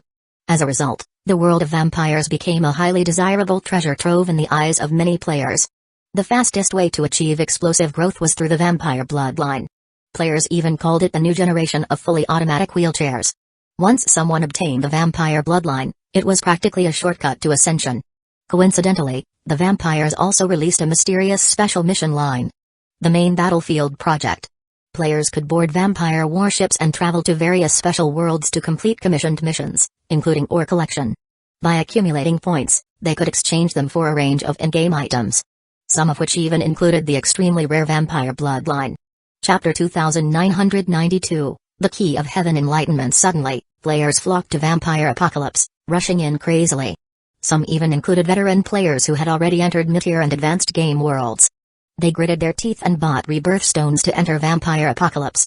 After all, many players in advanced game worlds had fought for decades, yet their attributes were still not as strong as a new player who had just obtained the vampire bloodline. Who could withstand such a blow? Feng Heng hadn't expected the players to be so frenzied and couldn't help but sigh. The Western District Federation's move to recruit contractor players had proven quite effective. He simply copied and modified the template without needing to pay anything, acting purely as a middleman profiting off the margin. He could even pick some outstanding human players from the ordinary player pool to inherit the vampire bloodline. A triple win. Grind. Feng Heng barely needed to manage anything. He just had to dispatch vampires to operate the ships that entered different worlds, and every day brought in a large number of contribution points from the spawns. As the spawns gradually leveled up, psychic skills of an extraordinary level began appearing in the spawn's personal exchange column. Continue. Grind. A bit over half a month later. Outside the vampire temple, Arkley and a group of vampires waited patiently. 7 days had passed since that battle. 7 days ago, a ship under Feng Heng's command had been carrying out a reconnaissance mission in an alien domain. During ore mining, they had a conflict with a supposed allied race, which escalated when the Shadow Clan intervened, and fighting broke out. The battle kept escalating. Later, the Shadow Clan and their reinforcements arrived quickly. Both sides took damage. Feng Heng's fleet lost over 30 ships, with hundreds more suffering various degrees of damage. Since Feng Heng was still in seclusion at the time, the commander of the Federation's eastern region decided to withdraw to avoid an even larger scale conflict. Later, they learned that the allied race they encountered had deliberately picked a fight, and the Shadow Clan had already been spreading word among various spawn factions that they intended to target humanity. Your Majesty. As Feng Heng stepped out of the cultivation room, Arkley and the vampires all saluted in unison. Rise. Feng Heng raised his hand slightly. Upgrading to master-level psychic required a massive amount of experience points, and it couldn't be delegated to zombie clones. Even with non-stop absorption of spirit crystal energy, it had taken nearly a week. Seeing Arkley's serious expression, Feng Heng asked, "What is it? Something happened?" "Yes. While you were in seclusion, 2 issues occurred that require your decision." Arkley took a deep breath and first explained the encounter with the Shadow Clan. Feng Heng's brow furrowed slightly. He had just been debating whether to continue grinding contribution points from spawns to see if there were demigod-level psychic skills available, or to first go deal with the jealousy demonic seed. Now the Shadow Clan had made the first move. The Shadow Clan was a particularly troublesome race. First of all, they didn't have blood in their bodies. That made them immune to blood manipulation. Second, they possessed the ability to shift into shadows. In this state, they were immune to physical damage, and even magic attacks rarely affected their shadow form. While Fang Heng was pondering this, Prince Buller, having heard that Fang Heng had emerged from seclusion, hurried over with a few others. Your Majesty. Buller, what is it? 3 days ago, Prince Carl was seriously wounded and fell into a coma. We cannot determine his condition. He's currently recuperating inside the Vampire King's coffin. What? Fang Heng's eyelid twitched slightly. Ever since acquiring dimensional power enhancements, the strength of the vampires had greatly increased. He hadn't placed many restrictions on the dimensional power of the vampire princes. A prince's strength could be considered top tier even in advanced game world. Who could have injured Prince Carl so severely? Come, take me to him. Yes. Vampire Elder Council. The Vampire King's coffin, soaked in the blood pool, slowly rose from it. The coffin opened. Prince Carl's face was pale, and he remained unconscious. Looking closely, a wriggling gray life form clung to Carl's chest, gradually fusing with his body. Buller explained, Your Majesty, we found Prince Carl already unconscious. There were no signs of enemy intrusion. The life form on his chest is extremely strange, we've never seen anything like it. We didn't dare take further action, so we temporarily placed him in the coffin. Fang Heng stared at the life form. It was Ouroboros. Fang Heng raised his hand and grasped the gray life form. Kai. The life form slowly tore away from Prince Carl's chest. Bang. The life form exploded midair into a cloud of blood mist. Ding. Amid the blood mist, a dark-colored key-shaped object dropped to the ground. As the worm body gathered around Carl's heart was destroyed, Carl gradually regained consciousness. He forced himself to stand from the king's coffin and bowed to Fang Heng. Your Majesty, I apologize. I was incompetent. Who did this? She called herself Zai. She told me to deliver a key to you. I sensed something odd about her and tried to stop her, but she attacked first. Carl recalled the situation with a look of guilt as he spoke. Your Majesty, I didn't expect her sudden assault and fell into her trap. Fang Heng frowned. Zai. Unable to reach him, so she attacked a prince of the vampires directly? Fang Heng picked up the key that had dropped from the Ouroboros worm and examined it. Item, Ancient Unknown Key. Description, an unknown key is said to guide the way to a lost path. Ah, this key. Arkley, who stood among the high-tier vampires, suddenly seemed to recall something when he saw the key. Fang Heng asked, You know what it is? Your Majesty, it's the key of heaven enlightenment. It's recently become very popular among the players. Lately, some elite teams have obtained similar keys through various means. Rumors say the real world is about to open the gate of heaven enlightenment. Teams holding these keys will be able to enter and search for the enlightenment treasure. Zai. Treasure. Fang Heng murmured and placed the key into his backpack. The strange gate of heaven enlightenment. Was this Zai's message for him? Buller frowned and said, Your Majesty, speaking of the key of heaven enlightenment, several vampire players in the clan have recently been invited to join outside teams in search of the enlightenment's power. Should we intervene? No need. Fang Heng looked up and asked, When will the land of enlightenment open? It is estimated to begin in 3 days. All right, I understand. Fang Heng waved his hand and fell into contemplation. Only 3 days. By comparison, Zai's guidance was more important and time-sensitive. Since there was no good solution for the Shadow Clan yet, he might as well set that aside for now. Chapter 2993, opening 3 days later. Jake Islands. A group of islands covered in snow all year round. Due to the extremely low temperatures, apart from a few wild animals, there were no human inhabitants. But today was different. A large number of ships had gathered and were docked at the edge of the ice. On the thick ice, large groups of players gathered, forming teams of various sizes. Among them, the Central Federation and the 4 regional federations stood out the most.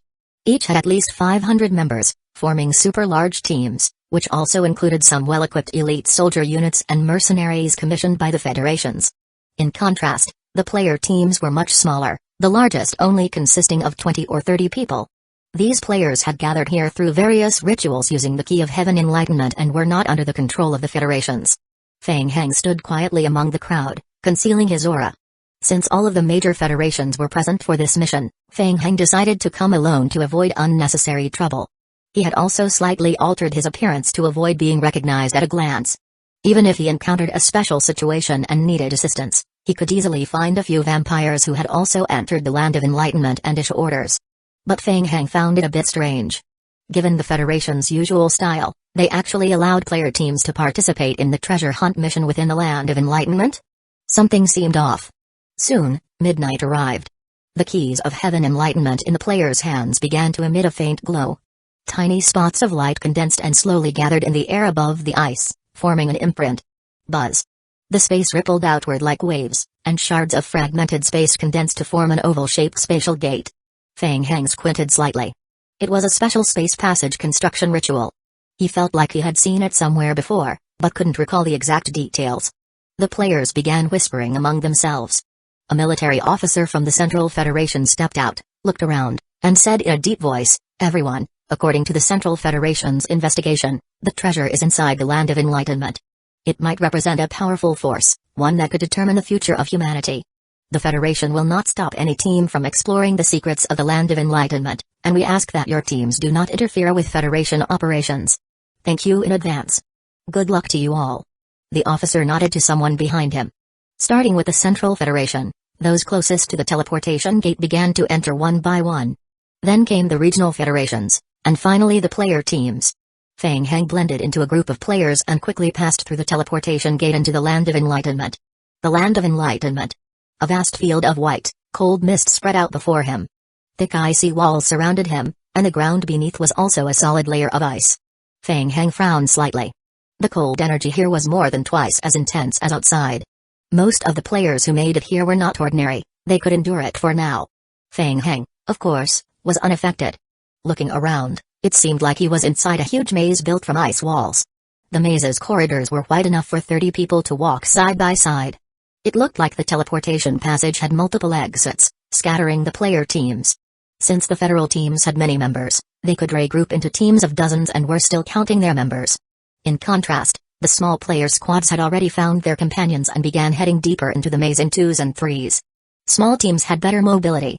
If they got lucky and found the treasure before the federations did, wouldn't that be a jackpot? Fang Heng remained still, scanning his surroundings, then released his perception and looked forward. That faint aura. No doubt, it was the seed of Ouroboros. The Land of Enlightenment contained the seed of Ouroboros. Fang Heng began to walk quickly in the direction indicated by the seed's aura. Before long, he left the main group of players and lost his sense of direction within the winding maze.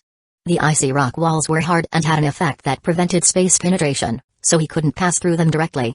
With his current abilities, he might be able to smash through the ice walls, but that would consume a tremendous amount of energy and could cause the entire maze to collapse. Who knew if there were traps hidden inside? If the treasure collapsed along with the underground maze, it would be disastrous. After considering, Fang Heng chose a cautious approach and continued searching in the direction indicated by the seed of Ouroboros. Suddenly, Fang Heng stopped and looked ahead at the straight corridor of the icy maze. What's that? Ka. From the ice ahead, humanoid ice crystal life forms began to gather and condense. Ice-type creatures. The ice crystal golems were massive, over 2 meters tall. Once fully formed, they started walking toward Fang Heng. One of them approached and swung its fist fiercely at Fang Heng's face with a whooshing sound. Po! Fang Heng also threw a punch. Boom! His attack landed first, striking the golem's right arm and shattering it. Too weak. At least for now, the difference in strength was clear. Huh? Fang Heng looked up.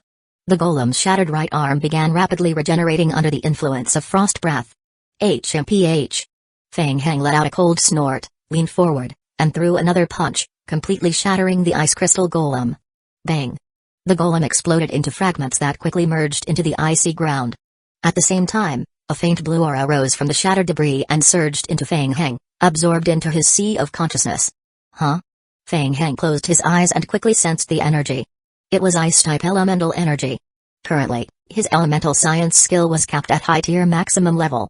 This energy, once absorbed into his body, quietly settled in his sea of consciousness, remaining still. Fang Heng could confirm that this elemental energy could be absorbed and converted into experience for elemental science. It was just that since the skill was already at maximum level and hadn't advanced, he couldn't level it further. Was this energy related to the treasure in the Land of Enlightenment? Judging from the flow of energy, he could only obtain this elemental reward by personally killing the golems. Not bad. His sea of consciousness was vast and could easily store a large amount of elemental energy. Might as well stockpile it. Fang Heng thought it would be good to grind a wave of ice creatures and store some elemental science skill energy. He continued walking in the direction of the seed of Ouroboros. Chapter 2994, Shattered on the way, Fang Heng occasionally encountered ice crystal puppets gathering and rising from the ice surface. He simply smashed them with a punch. After wandering around for more than half an hour, Fang Heng stopped. Ahead appeared an open domain surrounded by ice crystals. Huh? On the ground, covered by thick ice, a layer of light green vine plants was unexpectedly growing. Fang Heng realized he had arrived at a plant growth zone. At the center of the domain stood a towering ice crystal stone pillar. The stone pillar was entwined by green vines. Around the stone pillar, flowers were blooming in abundance. They were flowers Fang Heng had never seen before, covered in a layer of frost. Tall, frost-covered ancient trees stood upright in the central region, forming a small forest. Fang Heng looked up and stared at the eerie forest, releasing his perception. Strange was this natural element power? It was just elemental type before.